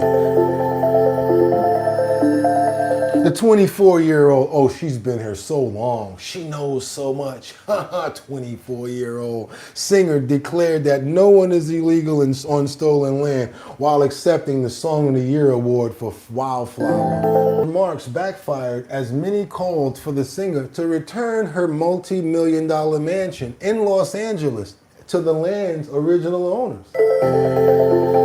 You care so much. Care so much, come let them live with you, right? What's that? Brandon Tatum says Billie Eilish at Grammys, no one is illegal on stolen land. Meanwhile, she's chilling in her $3 million Hollywood Hills fortress with armed guards and a moat of privileges. If the land is so stolen, sis, hand over the keys to the nearest tribe of migrant families. Preach less, practice more. Came back at you, huh, Billy? Bit you in the butt. End wokeness. Billie Eilish calls America stolen land. Okay, Billy, your $14 million mansion in LA is built where the Tongva tribes once lived. Any plans of returning it? Seems like it's backfiring, boo-boo.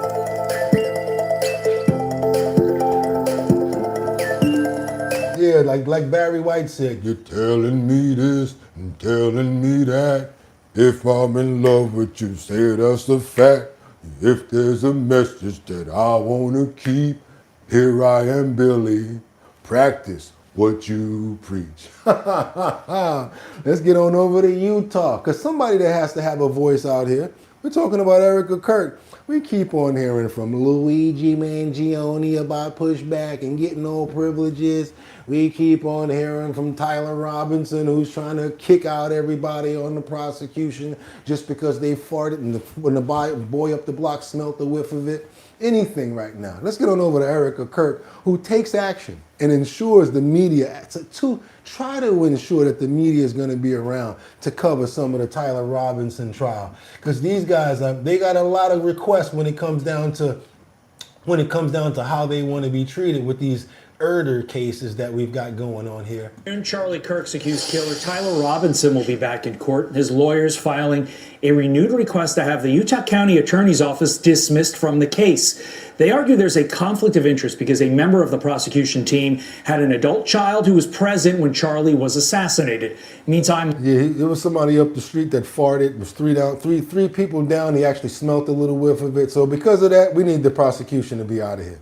Again, any sort of stupid reasoning. Lawyers for Erica Kirk have filed a notice asking for cameras in the courtroom. Quote, "It is critical that this court balance the defendant's right to a fair trial with the public's First Amendment right of access to judicial proceedings. Any request by either party to essentially close these court proceedings from the public eye should be denied. Ms. Kirk respectfully urges the court to deny any unnecessary requests to limit public or media access." Yeah, how about what she got to say? How about the family wants it to be out there? And it's not a federal case. Sorry, you can do that with a Fed case and lock it all down. You can't force people to say we don't want this state or city case to be seen in the news. Let's double tap that screen and get those likes up. Joining me now to break this all down is criminal defense attorney and Fox News. Nope, don't even think we need it because we got a lot to get into. It's bottom line right now. I said what I had to say. It's a fact, and it's not about what I had to say. It's the facts of the matter right now, what we're talking about. We're talking about criminals trying to get privileges, and here goes the victim's wife, who all she's saying is, put those damn cameras in that courtroom. Hell with what he's trying to say. Let's keep on moving forward right now to Los Angeles. You guys follow Bill Maher? Woo, he says those effing posers, and he takes down celebrity activists with a savage roast. I think it's just about time, just like Fire Marshal Bill used to say. I kind of like this roast right here. I'm not even gonna lie to you guys. I love this roast right here, especially when it ain't got nothing to do with me. People as relatable or in touch, and what their activism mostly activates is eye rolls. Because when it comes down to the Hollywood celebrities that want to wear the pin in solidarity. Ricky's right. Celebrities don't know about the real world. So Democrats, it's great you have all the big celebs, but people see them as an arm of the Democratic Party, which they already suspect for lacking common sense. I know it's very important to you that you feel that you're making a difference, so let me assure you, you are. You're making independents vote Republican. Real-time host Bill Maher says savagely ripped into celebrities and their activism during a brutal monologue. Bill Maher. In an 8-minute editorial, Maher unloaded on lefty celebrities expressing that they're handing elections to the Republican Party.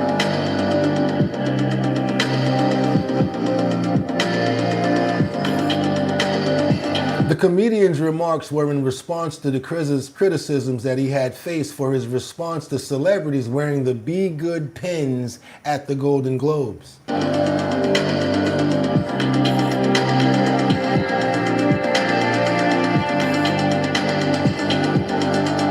Celebrities wore the pins to honor Renee Good, a 37-year-old Minneapolis mother of 3 who was pow-powed and by the ICE agents.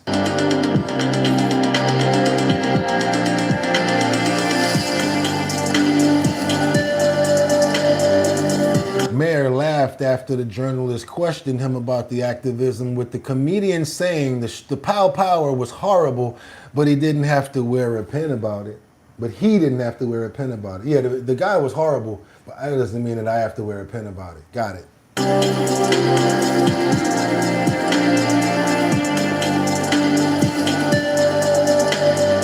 Wanda Sykes also wearing a Be Good pin for Renee Good, obviously, and trying to use this platform for activism. Do you feel that's effective or not? Oh, come on. We're just here for show business today. It was a terrible thing that happened, and it shouldn't have happened. And if they didn't act like such thugs, it wouldn't have had to happen. But I don't need to wear a pin about it. Yeah, during his monologue, Mayor slammed the criticism he received and launched a scathing attack on celebrities putting pins on their chests for causes. I think he's got a point. I hope I didn't spoil the perfect record of pins and ribbons solving all the world's problems. I mean, you can't name a problem from guns to AIDS to bullying to breast cancer that still exists after people wore a ribbon for it. Except all of them. You f***ing posers.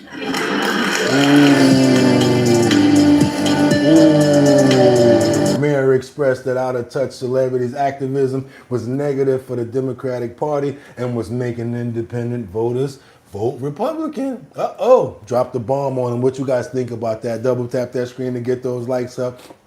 Clinton had the equivalent of a VIP pass to Epstein's mansion, his private jets, says John McGuire.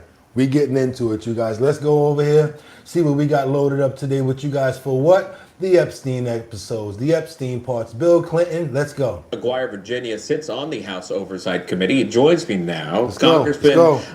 Sitting on the Oversight Committee, what is your reaction? Because at one point, the Clintons refused to come in. It gets all the way to a House vote for contempt charges.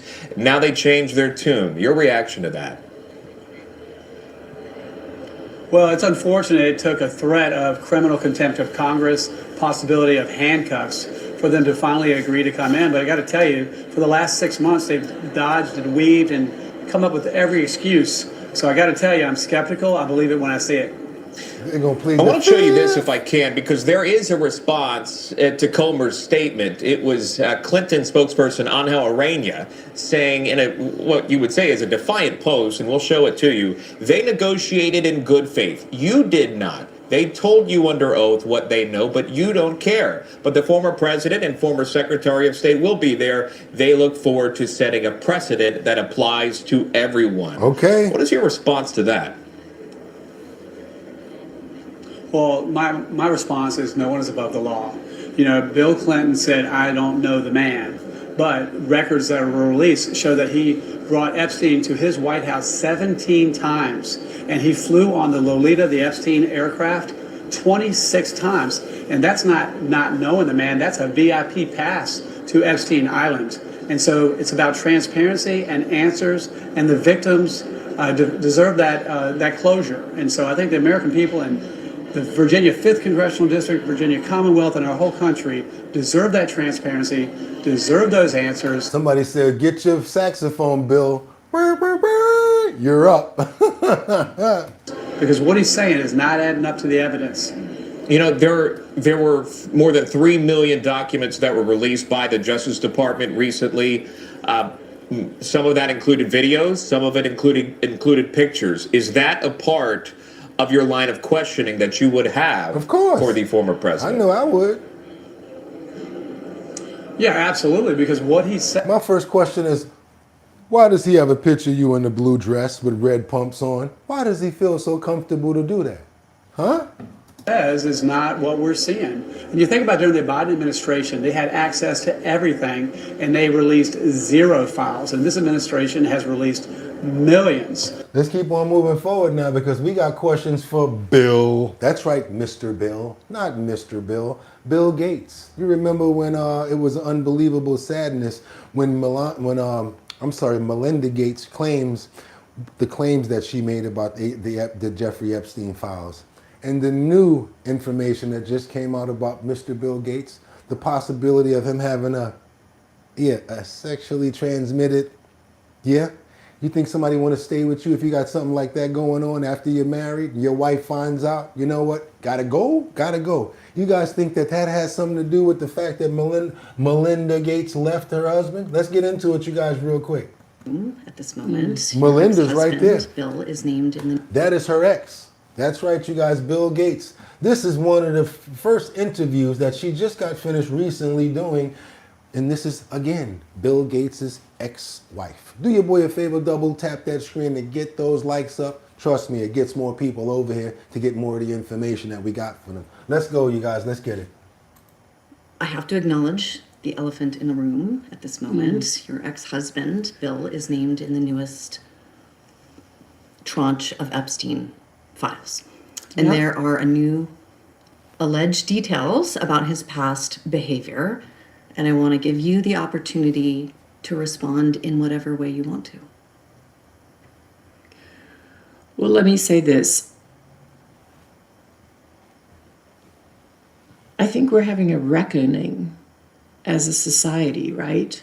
No girl should ever be put in the situation that they were put in by Epstein and whatever was going on with all of the various people around. You know what she mean by that. She trying to say Bill, but not trying to say his name. You feel me? Him. No girl. I mean, it's beyond heartbreaking, right? I remember being those ages those girls were. I remember my daughters being those ages, right? So for me, it's personally hard whenever those details come up, right? Because brings back memories of some very, very painful times in my marriage, but I have moved on from that. I purposely pushed it away, and I moved on. I'm in a really unexpected, beautiful place in my life. So whatever questions remain there of what I can't even begin to know all of it, those questions are for those people and for even my ex-husband. They need to answer to those things, not me. Well, and I am so happy to be. I want to make all your statements. She knew. Somebody's over here like she knew. Stop the cap. They all knew. That's Gus right there. We got Jeffrey Spilker that says money really messes people up. Chris says she needs to speak the truth and stop speaking around the circles. There you go. DJ Mod said, W Mods, hit the likes. Liberty and Justice says we got 30 more likes. Come on, y'all. We killing it right now. Let's get rid of those 30 more likes so we can keep on moving forward. Also, what you got over here to say, Shireen? You got to say hit that like button. That's right. I feel bad for the daughters. I feel bad for her daughters as well as, Sarah Ferguson's daughters. We got that coming up next. Do your boy a favor. Let's go. We got more. Away from all the muck that was there. I have to put more words to the muck for context for our listeners. The emails in the files suggest that Bill Gates had additional affairs and that he tried to get medication to treat a sexually transmitted infection and that he was going to give you the medicine without you knowing. You heard this? This sounds like Bill, huh? Hiding stuff in medication. Hiding things and trying to give your own wife medication because you burning downstairs? What's going on with that? Rewind. Let's get that back to about right there. Sexually transmitted infection and that he was going to give you the medicine without you knowing. His representative has said all of this is false. It is not on you to have to respond to the details of that alleged behavior, but I wonder what your dominant emotion is when you read these news articles with these details. Sad. Just unbelievable sadness. Unbelievable sadness, right? She's playing a part. She's staying on that margin right there. I know you guys want her to tell it. I know. But she's walking the line because she doesn't want to be called for testimony if it's ever testimony.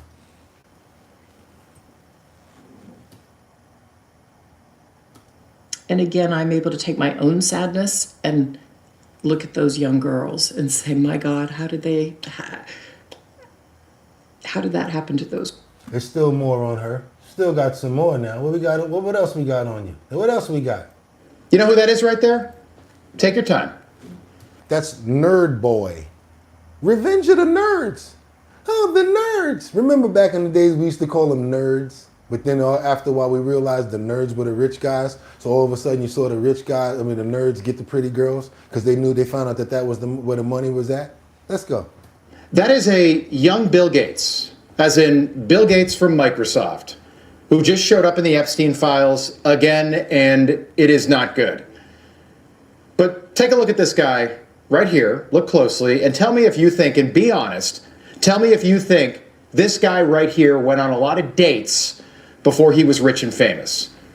Or do you think maybe this guy, again, right here, might have struggled with the opposite sex in his younger years, and do you think maybe that might have bothered him a little bit? Again, I'm not trying to be mean. I'm trying to be honest. Now imagine if this guy right here suddenly had $50 billion. Think about that. $50 billion. And do you think he might maybe take advantage of things and indulge in things that were probably not available to him when he was a little bit younger? Allegedly, reportedly, of course. We certainly can imagine a world where that's possible, where Bill Gates is perhaps not such a good guy after all. And it sounds like his ex-wife, Melinda, feels the exact same way. It sounds like Melinda thinks that Jeffrey Epstein could be the reason why they got divorced. There was one report that said it was multiple affairs. Do you care to say anything about that? You know, I think those are questions Bill needs to answer. Okay. You know, it was also widely reported that Bill had a friendship or business or some kind of contact with Jeffrey Epstein, and that you were not, that was very upsetting to you. Did that play a role in the divorce at all in this process? Yeah, as I said, it's not one thing, it was many things. But I did not like that he'd had meetings with Jeffrey Epstein, no. So guess what I'm thinking now? It ain't just got to do with Epstein, and it don't got to do with that. He had his own stuff going on. Let's keep on moving forward. Let's keep on going, you guys, because we're going over to the UK. We got to hop across pond. Do me a favor if you appreciate the content. Give me all the money in your pockets. I'm just kidding, but I will take it in the form of currency of likes. Those 3 dots right there, hit them, hit that like button. If you're not subscribed, what you waiting for? Become a member. Hit that notification bell down there so that you know when we're on. We cooking today, let's keep on going. We got some claims from Fergie that she made that are pretty shocking.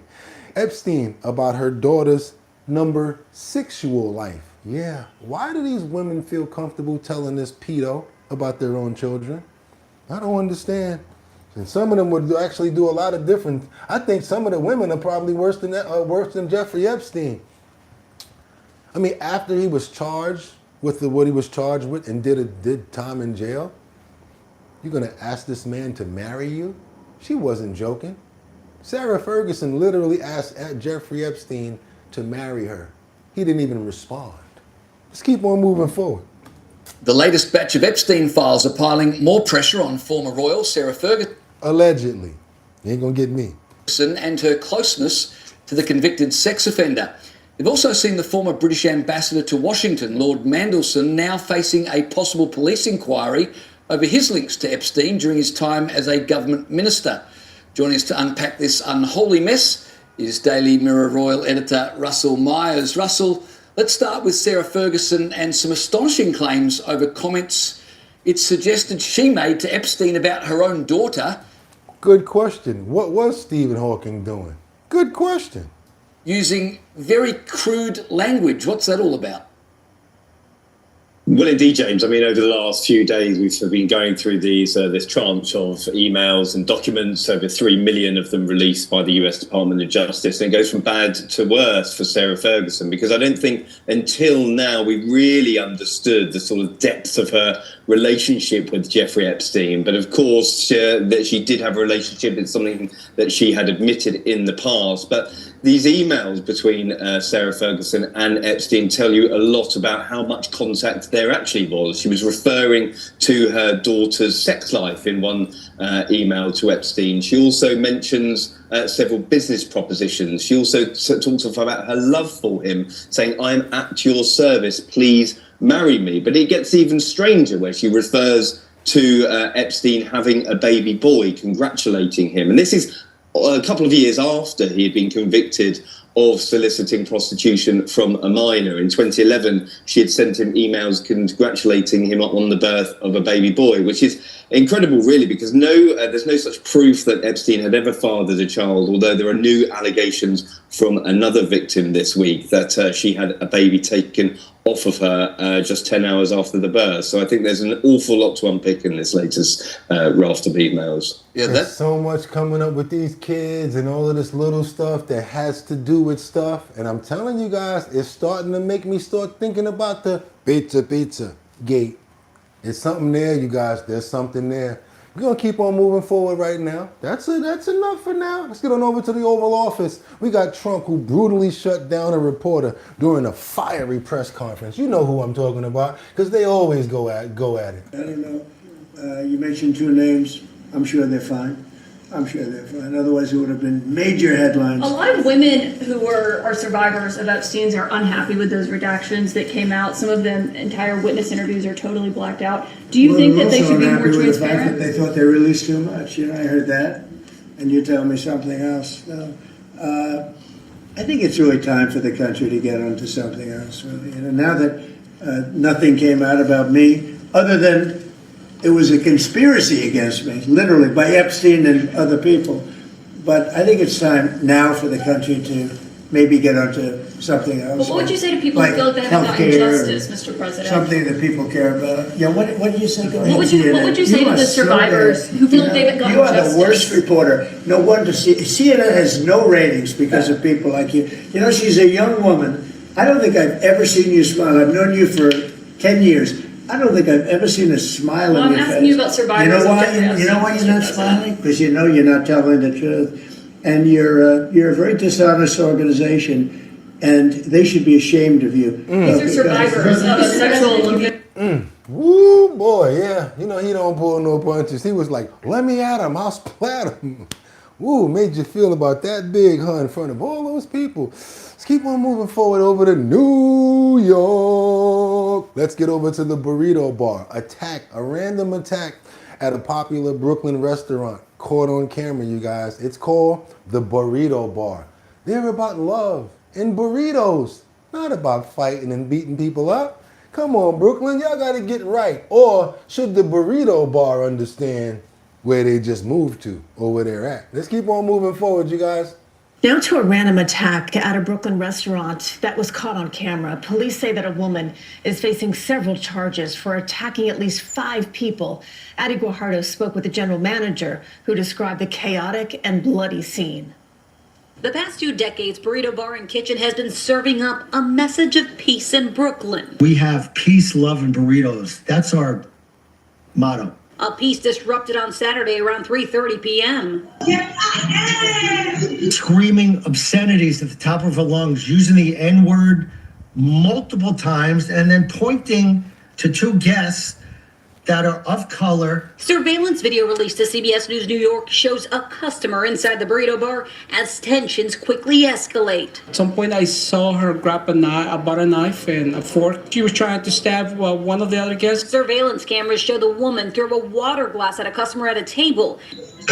They appear to throw one back as the woman heads towards the door, and just out of frame, a confrontation with the general manager, Gregory Yerman, ensues. I restrained her because she was lunging for the guests. Video shows Yerman Thank you for the super chat, you guys. Who's that? Glass. Thank you, Testiver. One of the tables, and reaches back and cracks me over the head with it. Police say the 44-year-old woman identified. Let me say that for you right there. You just said this world turns a blind eye to perverse idols who keep pushing Jesus further in the prayers closet. Yeah, they keep on pushing him in the prayer closet when we need more prayer. You're right about that. Let's keep going. Identified as Hilda Grullon struck at least 4 people in the face after being thrown out of the Burrito Bar. Police say the victims attacked outside are between 20 and 53 years old. Police say Grullon was taken into custody and faces several charges, including 4 counts of assault and criminal possession of a weapon.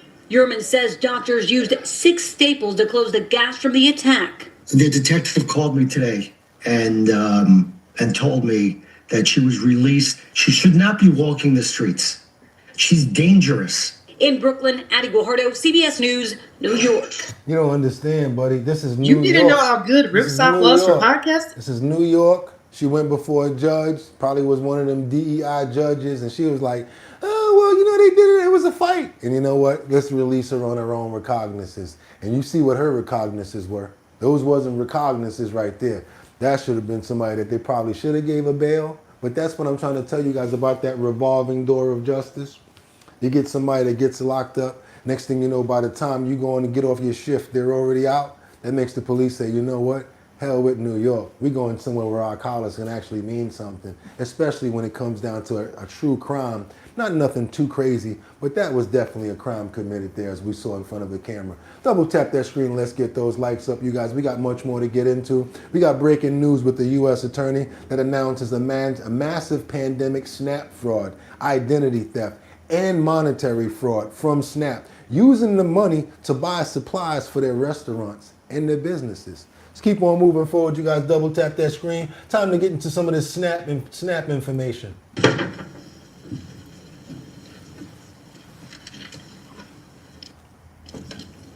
Good morning. I'm here this morning to announce charges against 4 individuals for allegedly stealing the identities of more than 100 victims and using those identities to score more than $1 million in free government benefits that they themselves were not qualified for.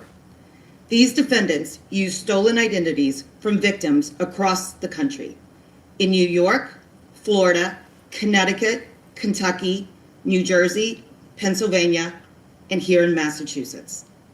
They also used the stolen identities of 6 juveniles to secure SNAP EBT benefits in Rhode Island and Massachusetts, spending tens of thousands of taxpayer dollars to purchase inventory for a restaurant in Massachusetts owned by the lead defendant, Raul Fernandez Vicioso, a naturalized citizen from the Dominican Republic.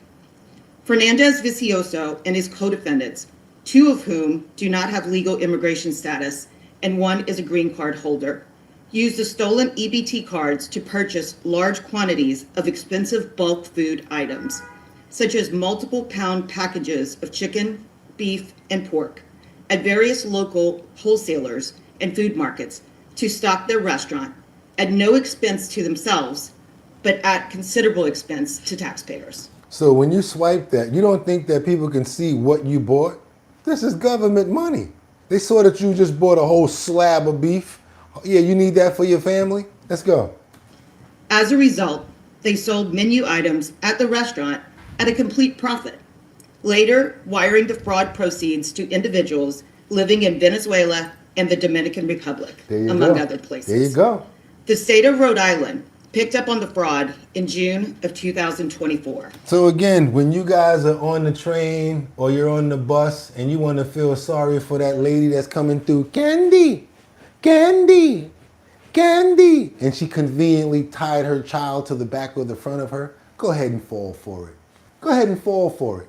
Because she just took her EBT card, went to BJ's, bought a whole bunch of candy, and got suckers like y'all feeling, oh my God, she's out here, she needs $2. You know what? Then I see people doing this. No, don't even give me the candy. Here's money. Here's money. Here's some money. Now she walking around like, oh, I'm getting all y'all suckers. They get up off the train, they just keep on doing it. So now they turn all that EBT money into cash. Don't y'all feel glad for helping out that lady with that $2 that other day when you wanted them M&Ms and she came through with the tray? Don't y'all feel happy about that? Let's keep on moving forward, you guys. We got to get on over to Miami/Polk County where we got the strawberry crops. They damaged, you guys. I hope we're going to be able to have some strawberries this season because as far as what Miami's talking about, it's kind of rough out here for a strawberry. Well, this cold snap appears to have handed strawberry farmers a big problem, just as the season was starting to heat up. Yeah, farmers stayed up overnight to try to save their crops from the cold. And News Channel 8's Eden Hodges joins us live at Fancy Farms after getting the latest from farmers there. So what is the verdict?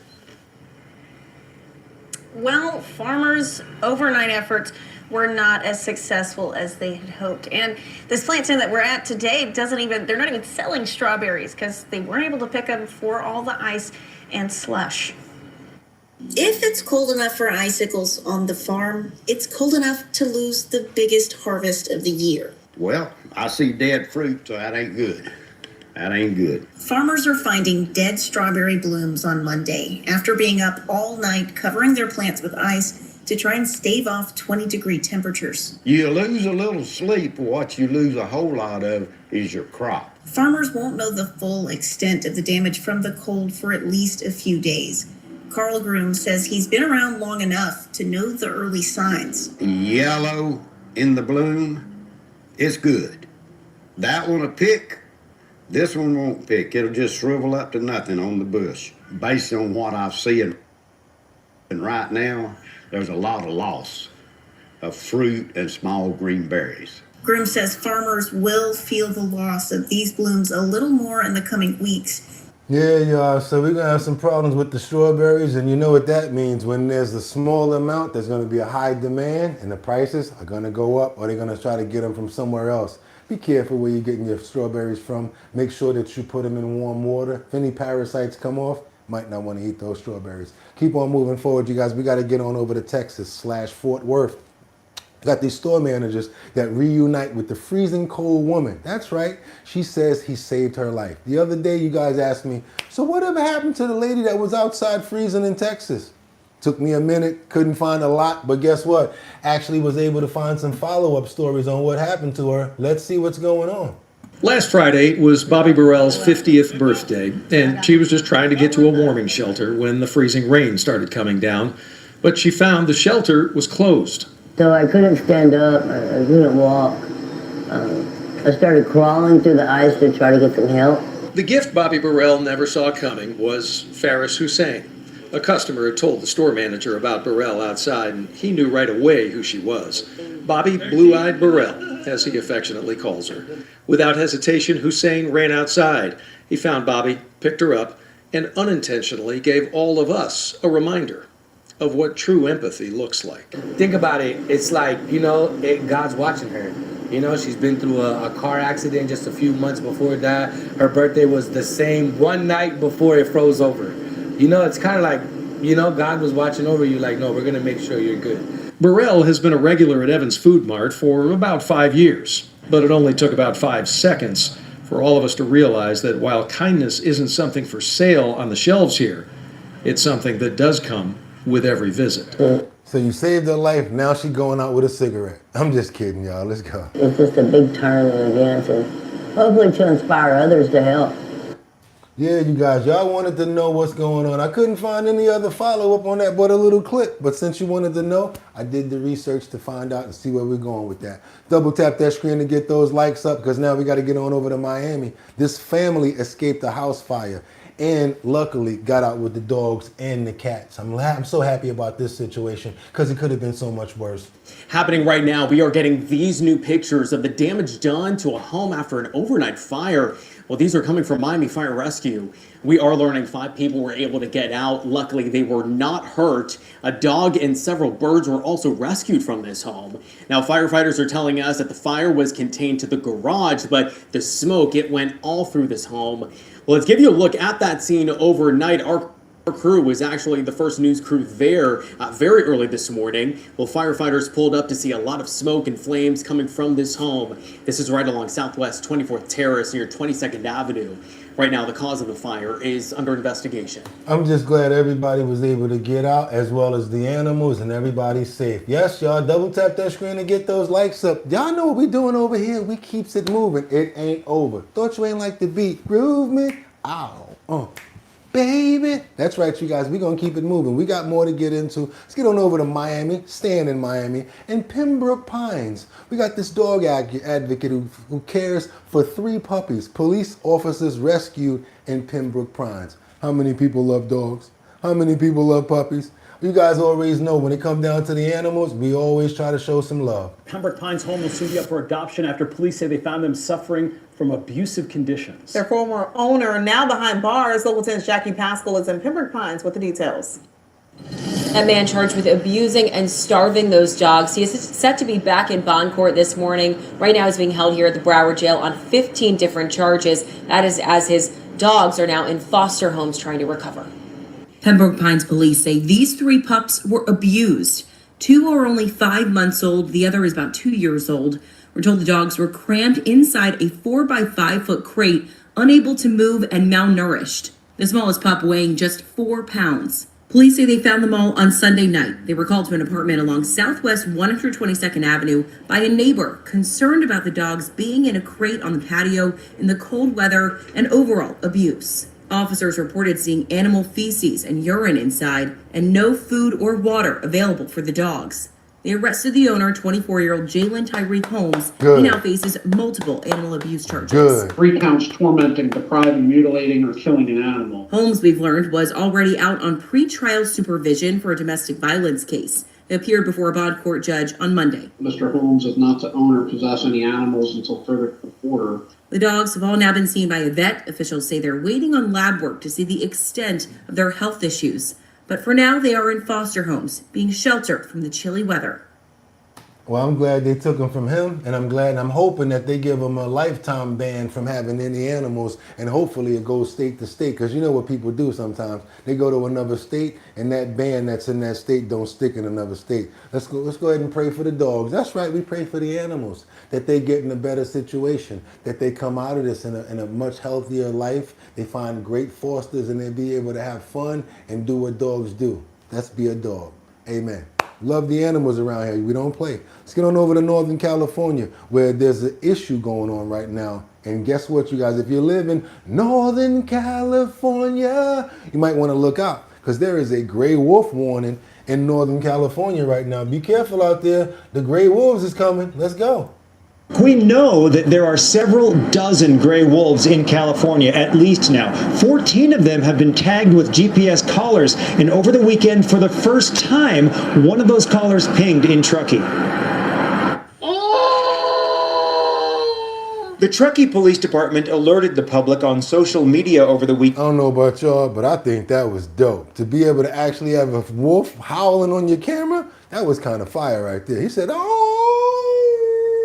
And about the presence of a gray wolf in town between Saturday night and Sunday morning. The post included screen grabs from the Department of Fish and Wildlife's gray wolf tracking map. The orange areas indicate the general vicinities the wolf visited, northeast of town, including the Tahoe-Donner area, and a portion of central Truckee just west of Highway 267. A department spokesman tells Fox 40 the wolf was several miles away from Truckee by Sunday afternoon and even farther away Monday morning. At last report, it was in Nevada. The wolf is a dispersing male, similar to this one, that is, a male old enough to leave its pack and establish new territory. It's from the Harvey Pack, which is primarily located in Lassen County. There are 10 known gray wolf packs in California, totaling several dozen individual animals. This map shows the locations of the packs in Northern California. They're mostly in the northeastern counties. The presence of a wolf in Truckee in Nevada County is quite literally a departure in modern times. Truckee police posted the information for community awareness and so that pet and livestock owners could take precautions. But you know, as of last week, from the last story that we found out about that San Francisco wolf that took the water trip to go to Alcatraz, that the reason why they do that sometimes is what we learned is because maybe they get pushed out by the pack, or they feel like there's not enough nourishment or whatever, and they try to go seek other territories. That has been common for wolves, and we actually did some research and found out about that. Let's keep on moving forward, you guys. We got the strongest teen in the world, and guess where she lives at? That's right, you guys, in Florida, southern Florida. You can believe this, you won't believe it. Guess how much she can bench? Guess how much she can deadlift? She's gonna tell you right now. All right, it is time to highlight another local talent here in South Florida, and today we're in the gym. That's where the strongest teenage girl in the world spends most of her free time as she lifts her way to success. And she is strong. Our Alexis Frazier sat down with our fresh face of the week, whose story is defined by 2 words: girl power. My name is Ann Tyler, and I placed first in the whole entire world at Worlds for powerlifting. My current maxes right now for my bench is 210 pounds, and my squat is 415 pounds, and my deadlift is 460 pounds. This freshman at Nova Southeastern University is the strongest teenage girl on the planet. Ann Tyler's powerlifting journey began 7 years ago. What? My oldest brother, he started me when I was around 11 years old. I started to get competitive at age 12, and that's when I won my first national record. Fast forward 5 years, this past August, Ann found herself in Costa Rica, but she wasn't there soaking up the sun. She was competing for the top spot at the 2025 IPF World Juniors and Sub Juniors Powerlifting Championships, looking to hoist her way to the top of the leaderboard. And when she won, she couldn't believe it. I was like surprised. So I almost didn't get my last deadlift, so I was really happy about that. I feel like I need to USA. I want to be able to keep that title. That's right. Now that she's the defending champ, there's a lot of work Ann says goes into retaining that title. I work out 5 days a week, and it depends on the phase that I'm in, but the longest would be like 3 hours, and the shortest would be like an hour and 30 minutes. I do squat, deadlift, and bench. That's what powerlifting is. And then I do accessory workouts that kind of help make those lifts all stronger. So I usually have like 2 leg days a week and then upper body for like 3 days. But the grind's not all about the weights. It's also about diet. And for Ann, getting enough protein is a challenge of its own. I usually have like a lot of like protein shakes. I'm vegetarian, so it's kind of harder to get protein. At home, I made my own food. I made like tofu and I added whey protein to it. I just kind of like sprinkled it on top. And of course, there's mindset. You ever see that commercial? You ever got a little bit of put a little bit of protein, and then after you add that, you got to add a little bit of protein. Put a little milk in there, a little bit of nuts, but don't forget a little bit of protein. Y'all ever see that clip before? Ann says it's important to stay focused as she seeks yet another top title. There's times where you really don't want to do it, and you just have to think that your mind is just telling you that because you're just being lazy. So like if your mind is telling you stop, you can always go more. Like it's just like kind of like a mentality like that you have to. You got to psych yourself out. I know, because sometimes I don't want to do bottom line. Sometimes I'm like, no, I can just roll over. I don't got to keep on waking up and bothering these people and coming on the show. But then I'm like, yeah, but you're going to miss a day. And then they're not going to be able to see the content. And then I say, all right, get up. Focus, push yourself, because guess what? Once you get out there and put that suit on, you're going to smile because you're going to see Liberty. You're going to see Casey. You're going to see Luigi. And guess what? You need to get up anyway. The sun's out. Let's get to moving and let's motivate ourselves the same way that the strongest girl in Florida did. And she pushed herself with the right type of training and the right type of people.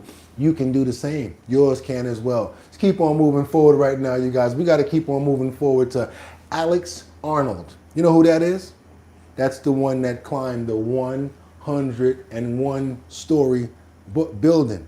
You guys check this story out. He's been climbing for years, but you never knew him like this. Check this out, you guys. Let's go. Knowing that you're going to die isn't inherently scary. I mean, like, you know that you're going to die. Like, are you feeling fear about that right now? No, but I'm not on the side of a mountain. When I'm doing a real free solo, like something challenging, I'm focused on what I'm doing. And so I'm not thinking about all the other things. And that's kind of why you think about a lot of those things ahead of time, to sort of do all the process that you need, and then commit to the path that you're on. And then when you climb, you're sort of unencumbered by all those other thoughts. I'm just joking, Ideally, but I couldn't sometimes do you it. get up there and you're like, oh my God, what am I doing? Alex Honnold is doing what he loves, but Okay. what most would consider an absolute nightmare. Climbing tall, daunting mountains without the use of ropes, harnesses, or any protective gear, using just his hands and feet. It's so dangerous. That's Honnold, climbing El Capitan's more than 3,000-foot granite wall in Yosemite for the 2018 Oscar-winning documentary, Free Solo. El Cap is the most impressive wall on Earth. Honnold, already a world-renowned climber at the time, made history with that climb, becoming the first to free solo El Cap. To date, no one else has done it.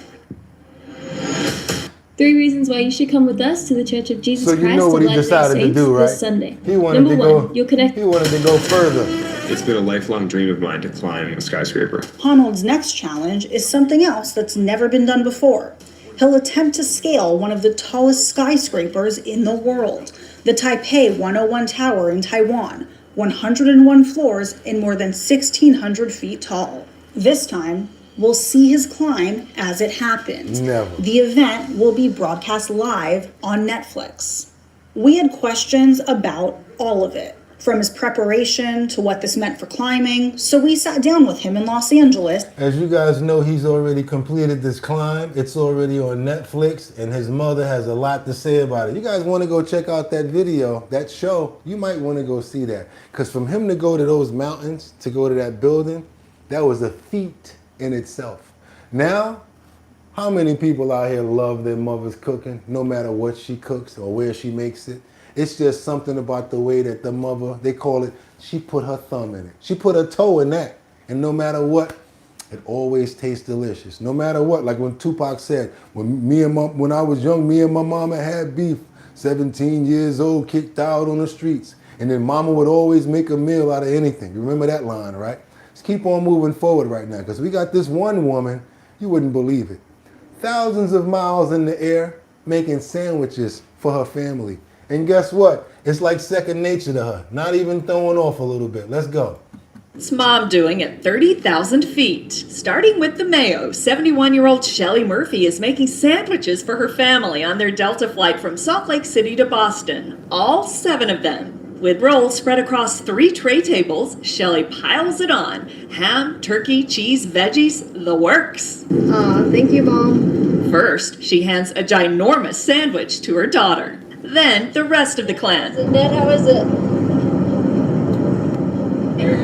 Social media can't believe it. Hall of Fame mom right here, goes one. Yo, she making the TSA and everybody on that plane is starving right now, like looking at them eat them sandwiches right now. You know how you'd be on the plane with your little pack of peanuts and she's giving out sandwiches that big? Comment, and here they are, Shelly and her brood. Did you bring all the ingredients with you, or did you buy them in an airport? No, I brought all of them with me. It totally filled my carry-on backpack. I carried them all in the backpack. I had ice in between them all of the meats and cheeses. My friend said I could call it Shelly's Deli. On a scale of 1 to 10, how good were the sandwiches? 10. 10. 11. Aw, thank you, Mom. I mean, the sandwich do look good though. Y'all cannot even front on the way that those sandwiches was looking. I don't even eat meat, and I'd be like, yeah, let me get one of them sandwiches right there. Let's stay in the air real quick, and I know you guys saw this before, but I happen to like this little guy, and I never reported on him before. So we gonna report on him. That's right. We got this dog that insists on saying hi when he's on a plane, wherever he goes, and guess what? People love him. Let's keep on moving forward, you guys, because you know we love our four-legged friends. His name is Huxley, and he usually stares at people to get their attention first. Let's keep on going, you guys. Let's go. Let me open up the screen, because isn't he adorable? Huxley usually stares at people to get their attention first. He'll usually go over and put his paw on them, which is really cute. And then if they stop petting Huxley, you get the eyes. If they're happy with him, he'll often get off the chair and then go around and sit on their chair next to them. He knows when people need his love. Huxley loves everyone. Often people say, you know, I've been having a really rubbish day, this has made my day. I can share his love with other people, that they get the benefit of having him too and his personality. Huxley doesn't just beg for strangers' attention, he is constantly begging for my attention and my son's attention. When my son Max is doing homework or watching TV, Huxley will just be nearby. Are we enjoying this? Yeah. If you stop petting Huxley, he does a little grumble. Oh, okay, I would stop. Huxley hogs all the attention from strangers. I'm always traveling, so that means going to lots of dog-friendly hotels. What a wonderful Most of the life. restaurants, he will be on my table looking at me for food and attention. And if I'm not giving him any, then definitely his next best course of action is to go to a nearby table, bring out puppy dog eyes. He just wants to go and see other people and be on them. And the reason he does all of these behaviours is because I give in. So he knows these methods work.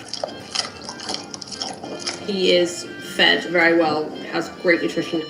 I would never let him approach someone if I could see they were uncomfortable. The funny thing about him is she said that he knows he's going to get rewarded when he puts on those faces. When he goes over there like, Mom won't give me anything. You guys got any spare scraps for me? I love dogs. And if you guys trying to make some money, hit that link in the description, because today you're going to be able to make up to $850 off of surveys. That's right, you guys. There's 2 for surveys, $850. Fill out the survey. See if you guys make some money. I know we need some money right about now. All of us do. So I try to put the surveys in there to see if we can go ahead and make some cash. You'll make some and I'll make some too. Also, guess what? You're trying to promote your business, trying to get more people out there to see what you got going on. Your website might be a lawyer, traveling salesman, got something for sale, or maybe you just got a service you're trying to get out there. Send over your promos to us. We have almost 70,000 subscribers. Well, actually about 65 after today. But hopefully we get to 70, 80, 90, and 100. But what I want to do with those subscribers and those followers is not just have them sitting there. I want you guys to be able to promote to them as well. That's why I like for you guys to send your promos over to me if they're in the 1080 by 1080 size frame, because that's what YouTube requires. Send over your promos to Bridge, the email address is bridgethisllc@gmail.com. Like the Brooklyn Bridge, bridge this, not that, but this, bridge this, llc@gmail.com. Send over your promos in 1080 by 1080. We'll put them up in the post notification area with a message on the bottom. Hopefully you guys will get some more business too. Also, guess what we got coming up? Because we already got the confirmations. Once that cold breaks, we're going to be doing the Show Your Talent search. That's what your boy Bugatti NYC is the host. That's right, and it's sponsored by Big Drip Hard Punch. That's right, the Big Drip Hard Punch, 14% alcohol. You guys want to be part of the talent show, you can actually go pick Big Drip up, turn it around and scan that QR code right there, or you can just go on over to the website. What's going on with the talent show? You want to make $250 or maybe $1,000? Let me tell you what you got to do. You got to find out where we're going to be at. How do you do that? You go to the website, www.drinkbigdrip.com. Put your email in the notification area. That's going to give you an update on everywhere we're going to be, where we're doing the talent show. You show up, and you can even press that button and go live now. Boop, while we're doing it on location. You want to go live and do it? No problem. Let's see your talent. If you win, boom, $250 to you. After we get everybody together in all 5 boroughs, especially also one person from our live, we're going to be challenging everybody to go head to head for the $1,000 final prize. That's right, you guys, sponsored by Big Drip Hard Punch. It's the Show Your Talent search. It's your boy Bugatti NYC that hosts it. My DJ Don Dada, formerly of Black Ink Crew, as well as executive producer of a new television show. She's been making moves, you guys, not just the DJ. So we look forward to seeing you guys on our locations. Got to be 21 and older. Make sure when you go to the website, you get past the authentication area. Put your email inside there. Hopefully you guys win. And guess what?